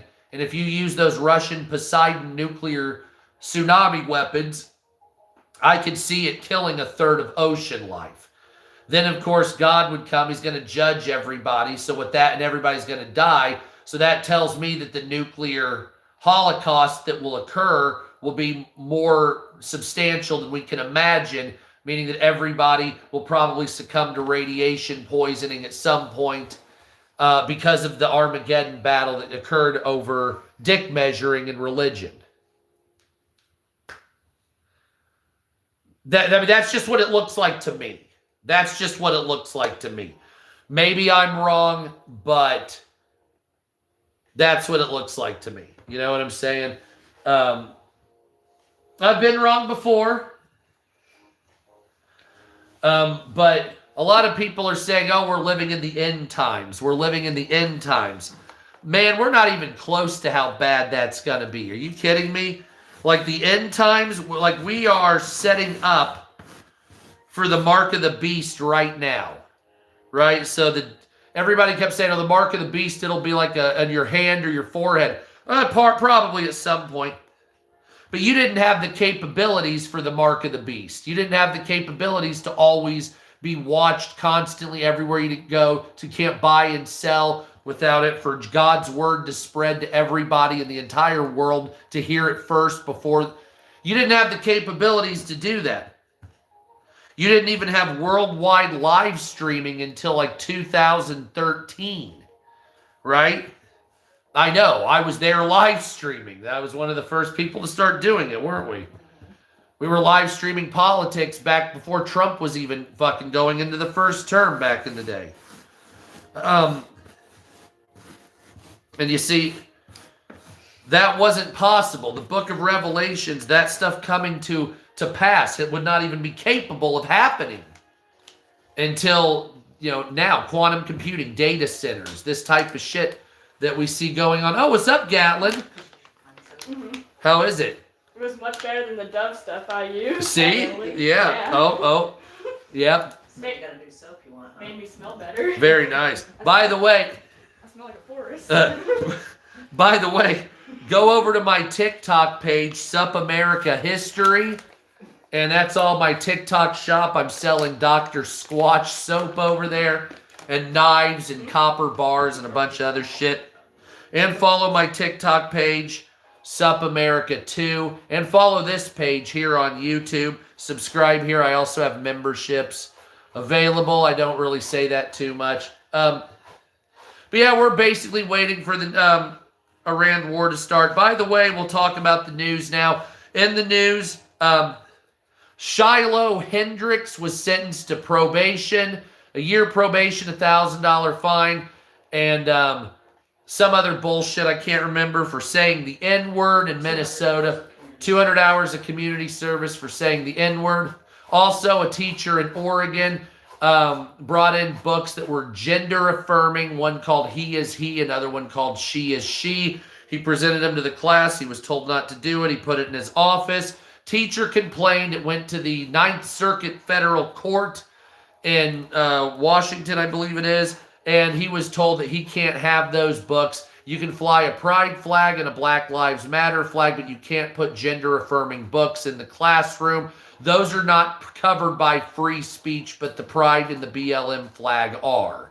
So clearly, you don't care about free speech or free expression. You care about a political ideology. Therefore, I can't support what you're doing if you support one speech or another. If you say, well, this is offensive, but this isn't, we don't do that here, that's stupid, I'm a free speech absolutist, and it's either going to be all free speech or no free speech. And it looks like you've opted for no free speech, unfortunately, and I can see with the moderations and all the stuff that's going on in the world, it's very, yeah, I know. I was in Washington, D.C., doing some things. Like initially on YouTube many years ago, I had a channel on here with like 50 or 80,000, whatever it was. And I struck a nerve because there was a bunch of terrorist attacks. And I got on YouTube and I was saying the names of the dead children at the Ariana Grande concert. Well, And I was also making fun of like NBC and stuff. Well, I got a takedown from Condé Nast for mocking them, even though all of it's protected speech. NBC came after me. Oh, and I ended up deleting the YouTube channel because I was like, fuck you. So I had a YouTube channel on here with almost 80,000 at one point, and I was like, fuck you, goodbye, because of the overt censorship from corporations. And I left YouTube, and I stopped doing social media for several years.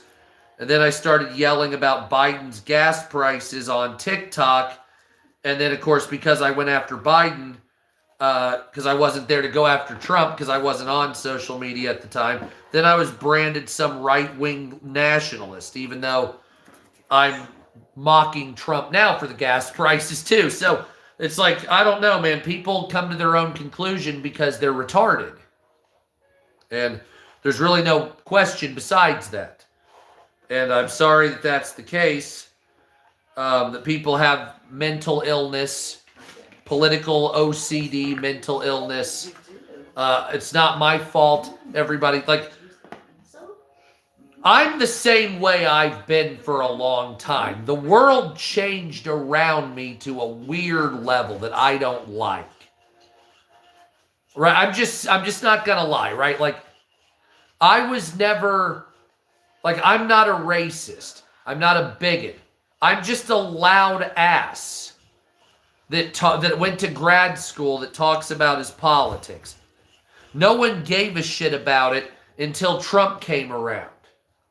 No one cared at all about my politics until Trump came around. Nobody thought it was a problem. As a matter of fact, some of the people I know right now that are the hardest anti-Trump hater liberals were the ones that were using racial slurs back in the day while I was not. So it's a fascinating change for people to get on a bandwagon that clearly are doing it because, like, I know people that are doing it for just to be a part of something. They don't care. It's just because they hate Trump and everybody else does, and it doesn't matter why. It's just an authority figure to fuck with. But then there's like this weird cult of personality with Trump too, where these other people like put their hands on him and pray with them, but in a weird fucking almost like sick way. And they they excuse bad behavior. So Trump will make like $1 billion in cryptocurrency, and everybody excuses it. Well, the Lord wants it that way. But then Nancy Pelosi does insider trading, and you go off on her, but you also won't stop the insider trading. And it's like, dude, like, come on. Can't we stop being stupid? Can we please stop giving someone a free pass because you want to suck their dick? Is that all it is? Like, really? Like, I can't get behind that. And I did it with the Trump thing for, like, what, a couple of years until I started recently seeing people's behavior, and it's like, well, there's nothing wrong with the president making $2 billion on cryptocurrency in his own name. That's clearly a rug pull, and a long-term rug pull at that. It's like, dude, clearly Trump is being a shyster with the cryptocurrency, okay? Stop it. Quit saying it's normal. It's fucking not, okay? But at the same time, quit thinking liberals are going to fix everything. You're fucking retarded if you believe that. Right? They're both the same shit. Well, no, it's going to be different this time. I bet it's not. I bet you dollars to donuts it's not going to be any fucking different. You're going to make this much headway, and Kamala Harris is going to be the next Donald Trump. Can't believe her. You can't believe it. Really? Really? Really? Really? You had it that far in your mouth? Really? Holy shit. Throat Goat Central. What are we doing here? Oh my fucking God. And it's like, oh no, they'll fix it this time. I'm like, yeah, okay, you can run with that, Sparky. I'm going to save up money for that villa out in Costa Rica.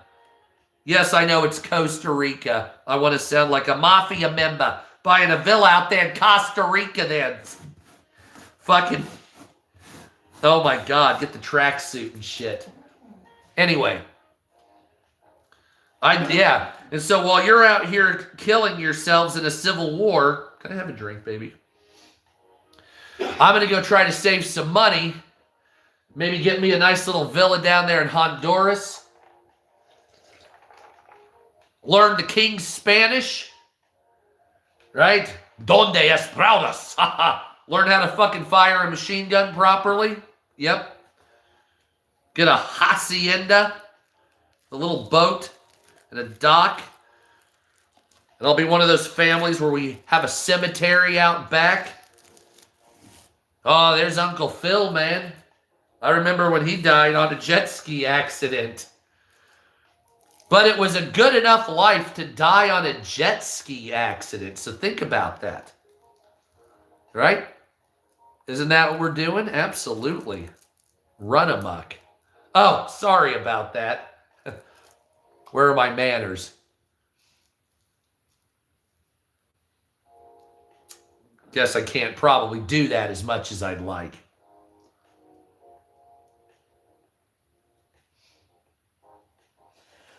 Hey, I'm trying to be good.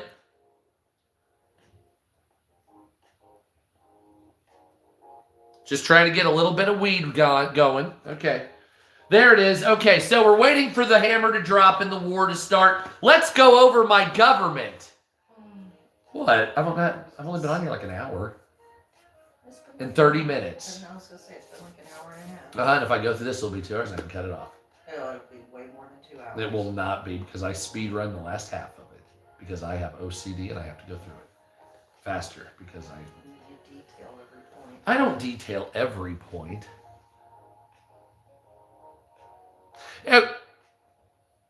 You guys are smart. You can go through. Okay. So, yes, I just need to write a book about it and sell it. So, I'll go over it quickly.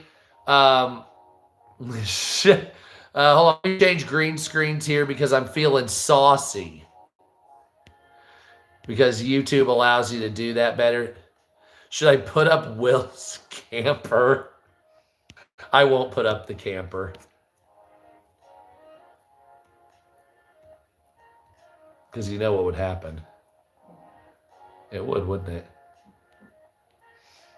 It would be happening. I'd be like, what the fuck? I love you, honey. God damn, I have a lot of pictures. You know it? Why did you do that to me? Why did you give me so many pictures? Why? All right, so what's up, America? Let's switch to night mode here in Times Square. Absolutely, yes, I took that picture as well. So, smoke another joint real quick while that one's drying. Hold on a minute. So, here's my government. This is how we fix the country. Everybody else talks their shit. I'm going to tell you how to fix the country. Please thumbs up and share the live stream. So the first point I want to tell everybody is we need term limits here in the United States and for the Supreme Court as well. We need term limits. Term limits. Term limits. We need 2 terms. Oh, hell yeah, Nana. We need term limits. We need 2 terms for Senate, 2 terms for Congress. You can only have 2. I'm not talking 2 for each. 2 and that's it. So you can be president twice. That's it. Be a congressman twice. That's it. Senator twice. That's it. Congress, Senate, you're gone. Senate president, gone. Supreme Court justice, gone. You there for 8 years? Fuck off. Goodbye. We want to speed run the government. We don't want some hanger on. We want term limits for Congress, term limits for the Senate, term limits for the Supreme Court. Kiss my flabby ass. That's what we want. The second one we need to do is end lobbying. We need to make lobbying illegal. Lobbying is legalized corruption, and it needs to be made illegal. We need to stop lobbying. We need to get every lobbyist out of a job and every politician that engages in any gift getting of any kind from any company whatsoever for any reason while they're in. Thank you, Albania. and for any reason will be a criminal offense. So if you lobby a politician, that will be at least a minimum of 5 years in jail with a $250,000 fine. Get bent, go eat a big bag of dicks. We are not doing lobbying. Point number 3, anybody under $150,000 in personal income a year or family of $300,000 will not pay any income tax. The billionaires will pay the majority of all the taxes. You say, well, the billionaires pay 45% of the taxes. Yes, but they have 92% of the money. So it would be more fitting if they paid 92% of the taxes since they have 92% of the money. See how that works? The poor people have 8% of the money, so they should pay 8% or less of the taxes. The billionaires, the top 3,500, have 92% of the money. More than half of it comes from just 3 people. So fuck you, pay up. If you have 94% of the money, you should pay 94% of the taxes. So that means anybody making under 150 grand as an individual, 300 grand as a family, will pay $0 in income taxes for the remainder of your life, because that is just servitude to the government. Eat a bag of shit. Point number 4 is end property taxes. You can't own a home if you pay property taxes. Well, I have a 30-year mortgage. I paid it off. Yes, but you got sick and then you couldn't pay your property taxes. They took your house, didn't they? Yep. So how is that owning your home?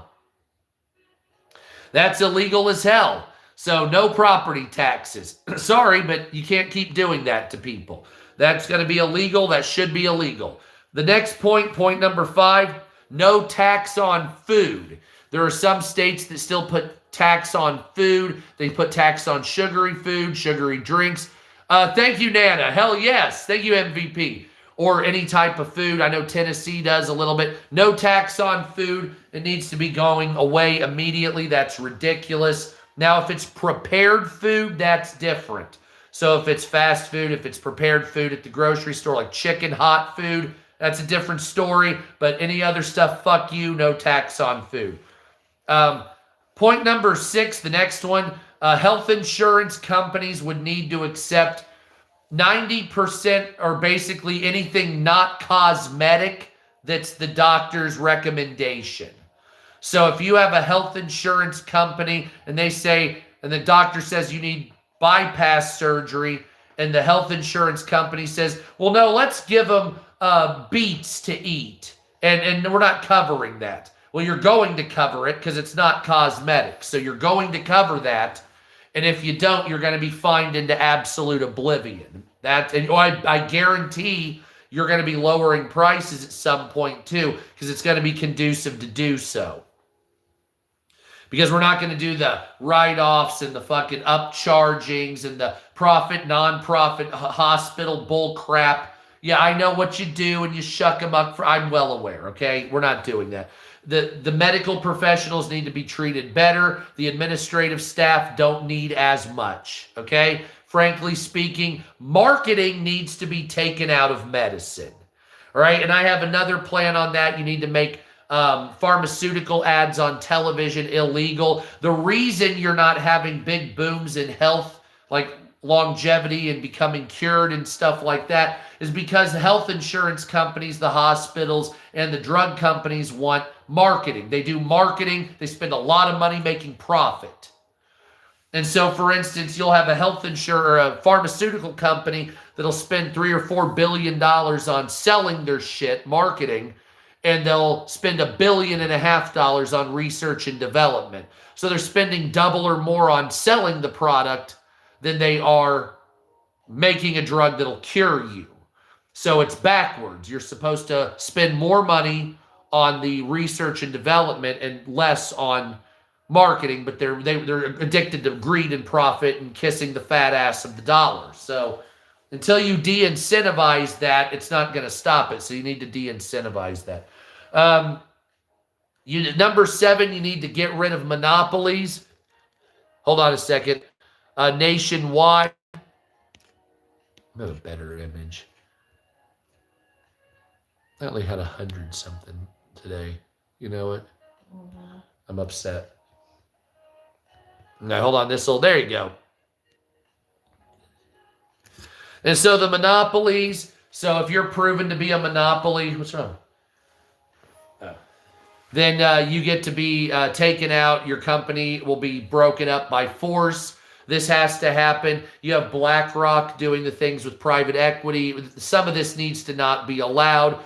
The houses that are bought by these large companies, and now it says if you have more than 350 homes, you can't do it. Some of these companies are sitting on 10, 20, 30,000 homes that are not on the market. There needs to be rules to force them. You're going to put them on the market. You're going to list these houses. Well, that's 20,000 homes. Yes, and then the value of the houses are going to drop significantly. That's correct. Yes. Why, all you fuckers out there that have thousands and thousands of homes that you're keeping off the market on purpose, I want to force you to put those out there.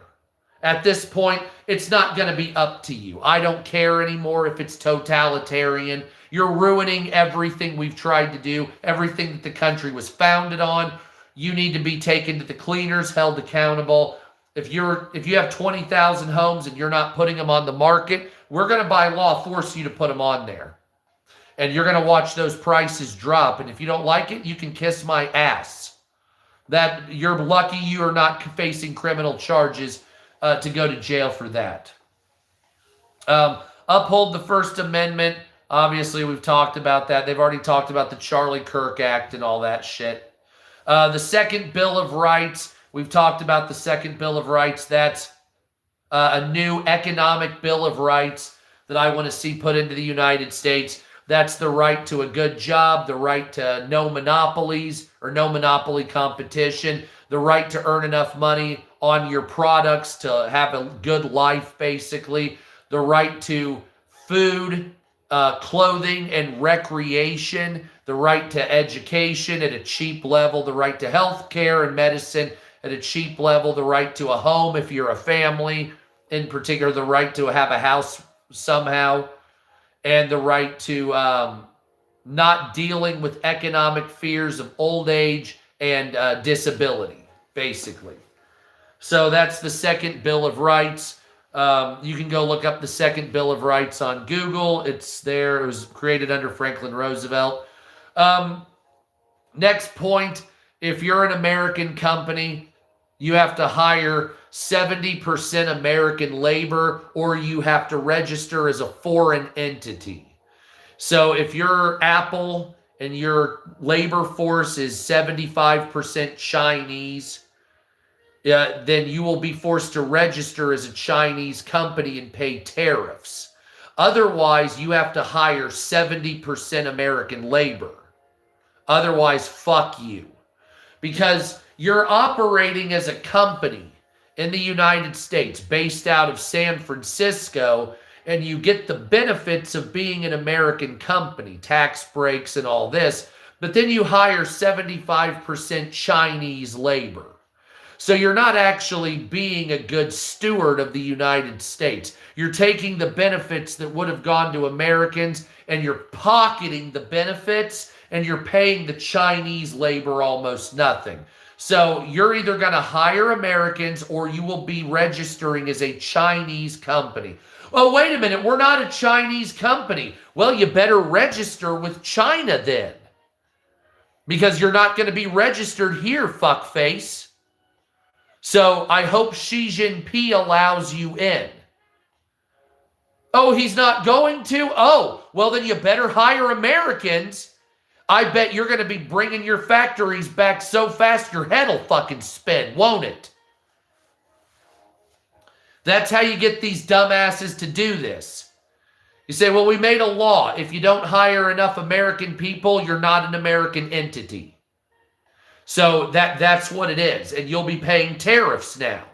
So what was China? Was it going up to, what, 50% on some goods? You can pay 50% tariffs on your iPhones while we have other American companies make those. And then we'll lose service with the one, we'll do a whole thing, and it'll be all American. Fuck you. Or instead of doing all that, you could stop hiring Chinese labor. You're going to come back over here. You're going to hire Americans. I bet it will be cheaper to do it that way. Maybe even give benefits like you used to, asshole. Maybe the younger generation will figure out what a pension is. Anyway, the next would be the creation of the Standards and Practices Department. That's where you investigate planned obsolescence, so your products don't break to buy, to break to buy, to break to buy, right? No more planned obsolescence. We're going to have investigators look into that. Was the product built to break so you could buy more? Yep. Well, then you're not going to be selling that here, right? You're going to be building it as a quality item, or you're getting out of here. I don't care what that involves. If that means prices go up by $1, then so be it. If you buy an engine piece that's plastic, that's a reservoir that breaks and leaks because it's near a hot engine after 5 years, well, that's planned obsolescence. You're going to make it out of metal, or you're not going to do it. Wonderful, Medieval. You're about as stupid as a fucking post. And you look like you're about as dumb as a box of rocks, too. Anyway, so that's the next one. Everybody's got shit to talk, and not one of you have something good to say or add. So, you look like you're wonderful. Great. Add something positive or shut the fuck up. Anyway, point number 12, I'd like to normalize a 4-day work week. Obviously, you can't force that, but you can incentivize it with tax breaks. Point number 13, I'd like to end private prisons forever. You can't have freedom in the United States with private prisons existing. So I would like to seize private prisons, take the assets, give them back to the state and federal prison system, and call their businesses illegal and not allowed to be done here in the United States. You're getting out of America, or we will jail you, basically. Point number 14, decriminalize marijuana. Yeah, Jesus loves prisoners, of course, but private prisons is jailing people for profit. So they can be prisoners in a federal prison or a state prison, not a private prison. Anyway, point number 14, decriminalize marijuana. Why put people in jail for that? What is wrong with you? You like to tell people what to do? I guess so. Point number, did I say decriminalize coke? No, I said weed. And I didn't say sell it everywhere. That's up to the states, but you're not going to jail anybody. Point number 15, Veteran Housing Act and Military Mortgage Reduction Act. That's point 15 and 16. That is no down payment housing acquisition for veterans. We already have that. It's lower cost on housing for veterans, and it is lower interest rates on your home loan for veterans. So I've heard of veterans paying 7 to 10% for a home loan, some 6%. I'm talking 1%, 2%. If you go all the way career, I'm talking a home loan of 0.1% for career veterans. That makes people join the military. That those people learn skills. They learn trade skills. We have a lot of small businesses are started after that. Very nice. Point number 17, harsh animal cruelty laws. So up to 25 years in jail for the worst animal cruelty offenders. So if you're like, butchering horses for fun and shit, we'll throw you in jail for 20 years. Fuck you. If you're killing cats for fun, like there's some people like, well, we'll let them off. No, I'll put you in jail for 10 years for abusing dogs. Fuck you. Like if you got off on it, we're killing dogs for fun and shit. Yeah, we'll put you in a jail cell for 10 years. Eat shit. Are you kidding me? What is wrong with you? That's different doing that. That's legalized murder. But that murder tastes good though, doesn't it? Point number 18, secure the border with electronic border security. And of course, more people that join the military, they'll be there to secure the border. while also putting in more federal magistrates to handle the immigration people that are coming in legally. Point number 19, we need to make desalinization plants. We need about, 15 or 20 desalinization plants on the West Coast and a couple on the East Coast for your data centers. So you won't pitch a bitch anymore. So we need to desalinize. We need to refill Colorado River over time. We need to refill the Hoover Dam area over time, all this type of shit. And we need to pipe in clean, fresh water that's desalinized to Las Vegas, Los Angeles, San Diego, and of course, Phoenix and stuff like that. And then we need to cut off water coming in from Mexico. So like the, what's that river called? The Tijuana River that has all the sewage in it. We need to block that off. We need to stop that river, cement it in, fuck you. And then we'll bring desalinized water in through our own means. We're not doing that anymore. That's disgusting. Patriot Institution Act, if your business favors giving favors and money and monetization to other countries over the United States and you're based here, you'll have to file as a foreign entity. Otherwise, you won't be able to do business here. Point number 21, felons should be allowed to vote and internationally travel if you're not a violent felon, and felons that have turned their life around should be able to own guns. So like if you were a drug trafficker at the age of 19 and now you're 45 and a pastor and you haven't been arrested in 20 years, I don't see why you shouldn't be able to own a gun. You were nonviolent originally, you went 25 years or however long without going to jail, your life's turned around, you're being a pillar of the community. Why not? Fuck it, right? Who cares? Speed, I believe that the United States, same time yesterday, remember when Reconnected? Honey, did the exact same thing. It's just following a loop. Nationwide high-speed rail network. Every major city or every city over 500,000 people should be connected by a high-speed rail like they have in China. That way it gives competition to the airlines and it provides a cheap alternative. So you can go from Chicago to LA on a high-speed rail for $60, right? Rather than $400 on an airline that sucks. You can go on a high-speed rail and it'll take you it'll take you 8 hours instead of 4 hours. Whoop-de-fucking-do. Absolutely fantastic. I've already talked, we need to bring back homesteading, where you can go online and you can buy, not for billionaires, everybody's limited to only 1 or 2 parcels of land. That's it. Homesteading. So all the unused land throughout the West and the Central and America, you can go online and get some, but you're only allowed 1 or 2 parcels. So you're not going to be Bill Gates buying 500,000 of them. No.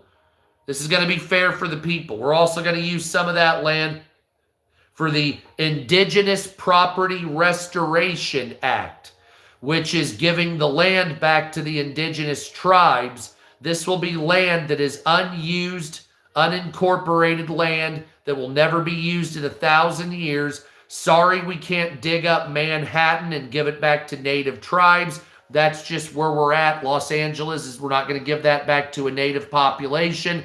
But the unused land through America, we'll give that to you for free.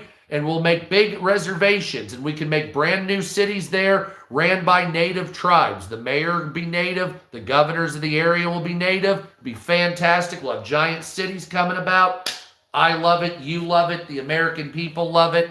Let's get that going. Point number 24, make third-party debt collecting illegal. If you owe a debt, no casinos. No casinos.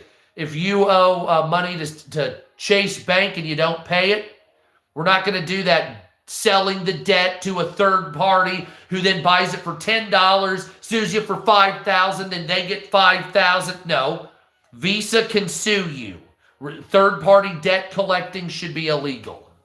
That's bullshit. It's bullshit. It's a fucking predatory scam network. So fuck them. Point number 25, halfway through, and the rest are quick.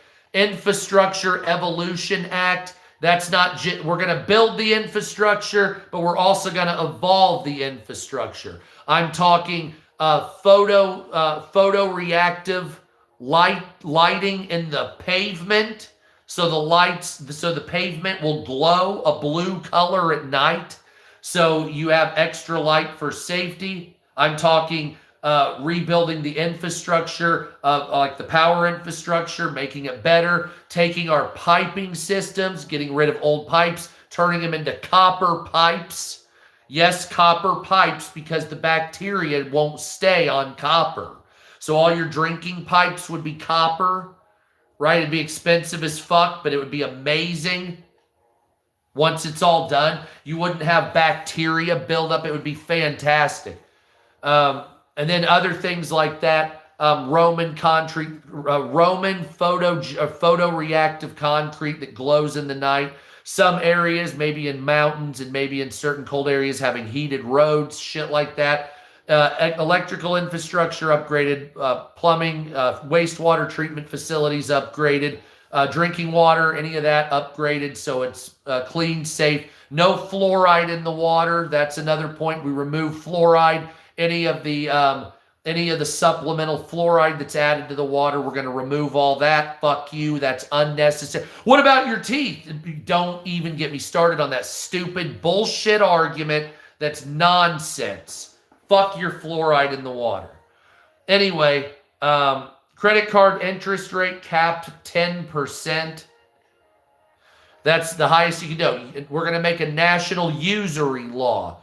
10% is the highest interest you can charge on credit cards. Student loans, I would say 1%. That's my opinion.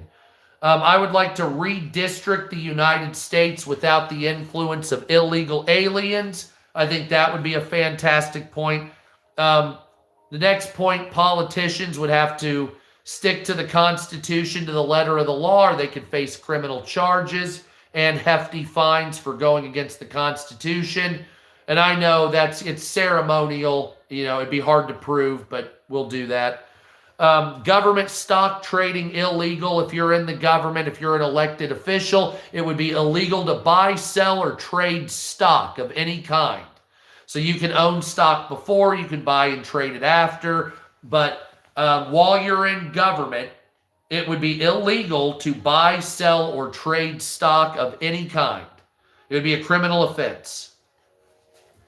So that's what I'm looking for. Retirement age would be 60. I'd like to see the retirement age lowered to 60.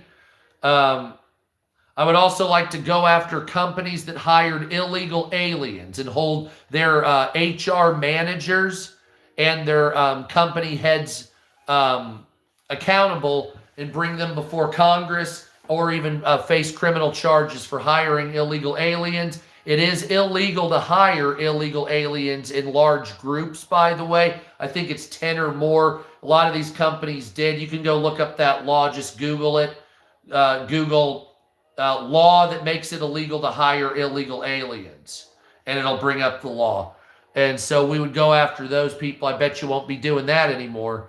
But we'll have a path to citizenship for illegal alien children, age 16 to 24, old enough to decide if you want to be in America and make a decision to be an American citizen, or at least go for it.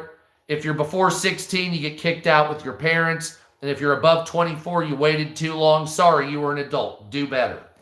With a 6-month grace period for either when it starts. Point number 33, end the surveillance state. Get rid of flock cameras. No more flock surveillance cameras. Eat shit. The next point, so no more flock cameras. Getting rid of that. The next point, end the surveillance state. We're going to get rid of the Patriot Act. We need to roll back the FISA courts, the NDAA, all that stupid crap. We need to have a real country that functions with freedom. We are still going to be surveilling Islamic fundamentalism, terrorism, but we're going to do things like we used to do. We're going to profile your religion. We're going to profile where you come from. We're going to say, if you come from Eastern Syria, right, you might have more potential to be a member of ISIS than if you were born in Canada, for instance. We're going to bring that kind of profiling back because, frankly speaking, duh. I mean, it's not racism to say an 80-year-old grandmother from Des Moines is less of a terrorist threat than a guy that came from Iraq in the western part when ISIS was big. Right? Let's not be stupid. You know what I'm saying?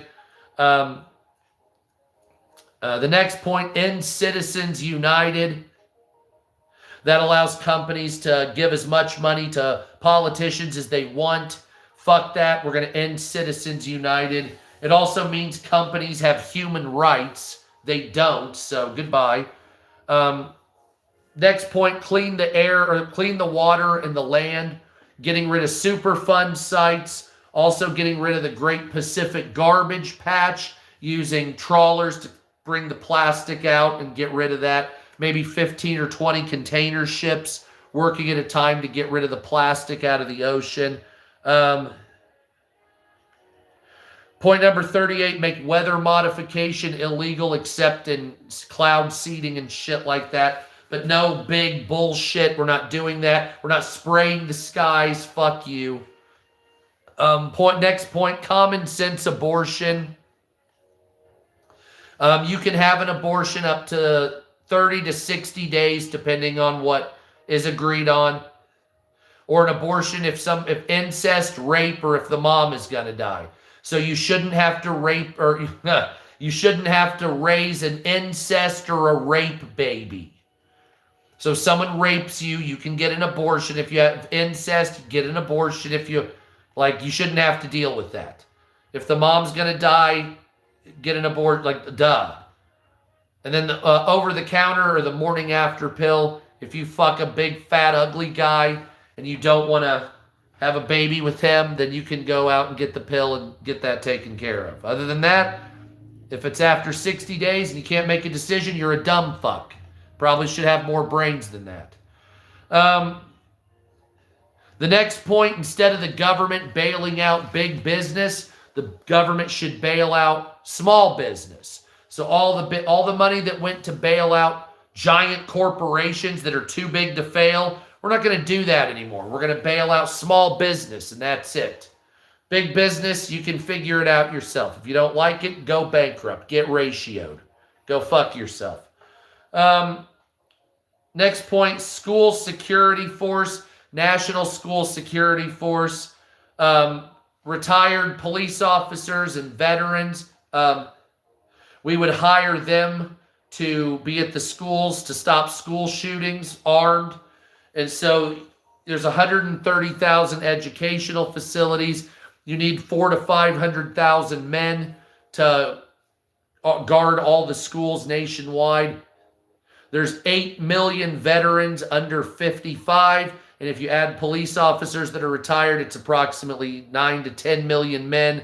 I guarantee we could fill those ranks at $70,000 a year. What's your job? Patrol the school and the grounds and have access to an assault weapon to shoot a bad guy if he tries to kill kids. That's all, and I guarantee you won't have a school shooting. You'll go years without it.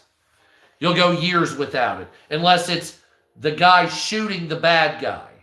So instead of having to wait for a cop to come or whatever, however long it could take, soon as if somebody does come in and shoots, let's say they kill 2 or 3 kids, boom, you eliminate the target. Versus him killing 30 kids before the cops get there.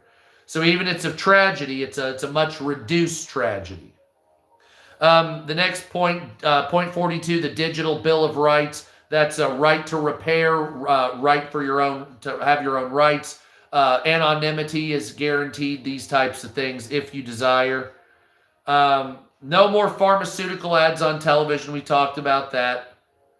I would like to reduce the necessity of credit scores, make it so that your wages and the length of your job is the most important. Credit scores are just like a figurehead. Credit scores are stopping people from getting good jobs. This is all bullshit. Credit scores, if you shouldn't use credit scores to get a job. That's stupid. Okay? A lot of good people can't find a job because of that. So it's ruining America. No more frivolous lawsuits. We would have something called the National Frequent Flyer Database. And if you're an ambulance chasing lawyer, or you've put protective orders on 7 people, or you've sued 25 people for noise, whatever, we're going to have you on a database. And after, you put 6 people on, you have 6 people on protective orders. Well, you're going to come and now you're going to have to tell a court, you want to put a 7th person on a protective order? You're going to have to show up to court and tell the judge why you need a protective order. Otherwise, we're not even going to go to trial. And we're just going to dismiss you, and because you're a boy who's crying wolf. And then we're going to investigate the other protective orders that are clearly bullshit. And we're going to put you in a system, and it's going to flag you as a person that abuses the justice system.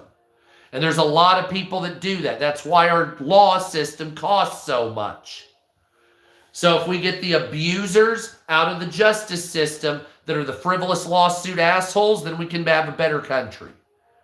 Because that bullshit's what's ruining us with frivolous laws. Lawyers. They stop it. Remove supplemental fluoride from the water. Already talked about that. Get rid of cancer-causing chemicals from the food. We've already talked about that. We want to get rid of that shit from the food. We want to get rid of pesticides in the food. I would like to see pesticide amounts in food and water lowered by 75% over a 4-year period.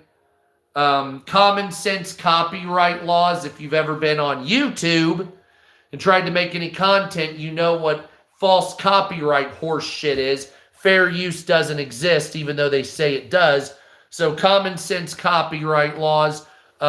You shouldn't have to wait till 99 years after the death of a creator to use Mickey Mouse. That's fucking stupid. So, if you haven't put, Garfield and Friends on the air in 25 years, then you can use the content in certain cases, I would say. And then the last point, number 50, national referendum voting plan. That would be every major decision in the United States would go to a national referendum. Every person would be allowed to vote. And if your congressman does the opposite of what you want, then they would be brought up on charges and might be censured or removed from Congress. So if, let's say, Iowa goes before a vote and 80% of Iowa wants legal weed, but then the legislators vote 80% against it like they do in Indiana, then those people could face criminal charges for not doing the will of the American people. And that's my plan to fix America. So let me know what you think. I know it's not complete, but I bet it's better than some other people. So there it is. No, they already censor me because, see, I need to watch my filthy fucking mouth on YouTube. On TikTok, I can say fuck and they won't censor me. Here on YouTube, the more I say fuck, the more they censor me. So I had 100 and something followers, and I said F 2 or 3 times, and then that's enough to drop it, and I say fuck every other word. And so they do that. So YouTube is really penisy about the fucking language, which is unfortunate because, by the way, YouTube, advertisers are typically 20 years behind. So coming up here, they'll be adopting mumble rap. But right now, advertisers are in about the spot of 2005. And Donald Trump White House Correspondents' Dinner. So that's what we got going on here. So waiting on that Iran war to start. By the way, follow me on TikTok. Sup America 2 on TikTok and Sup America History. No, yes, on TikTok. One's got 120 5,000. One's got their 93,000, 95,000, whatever. On my history account, TikTok history, I have my TikTok shop. You can find all my products I'm selling there. A lot of it's not crap. It's like copper bars and knives and fucking soundboards and shit like that. Not a bunch of hokey crap. I'm actually getting bamboo toothbrushes and copper straws coming in. It's like the copper straws and bamboo toothbrushes. I'm very interested in that. I have Dr. Squatch soap on that channel. And follow me here on YouTube. Subscribe here. I need you guys to subscribe. Definitely subscribe because I like you guys subscribing because you're fun. And I've got over 20,000 followers here. By the way, Democrats are poised to win the election between 4 and 11% now. So, and congressional approval rating is 15%. And that's the news right there. So, oh, good. You put the Cash App and Venmo? Or just don't forget the Cash App and Venmo or gift. Thumbs up at least if you can. And, man, Congress actually hit a high. October 2001, approval for Congress was at 84%. So right after 9/11, approval for Congress was at 84% with the Patriot Act, and it's dropped to 15%. Wow, what a fall from grace. Anyway, if you don't forget to subscribe, share, like, hit the notification button. If you don't like me, block me, and fuck yourself. And we'll be back either on YouTube or TikTok tomorrow. I'm not exactly sure which. I like it over here on YouTube, even though the numbers drop profusely because I say fuck too much. Well, that fucking sucks. See you later. Bye. Fuck you.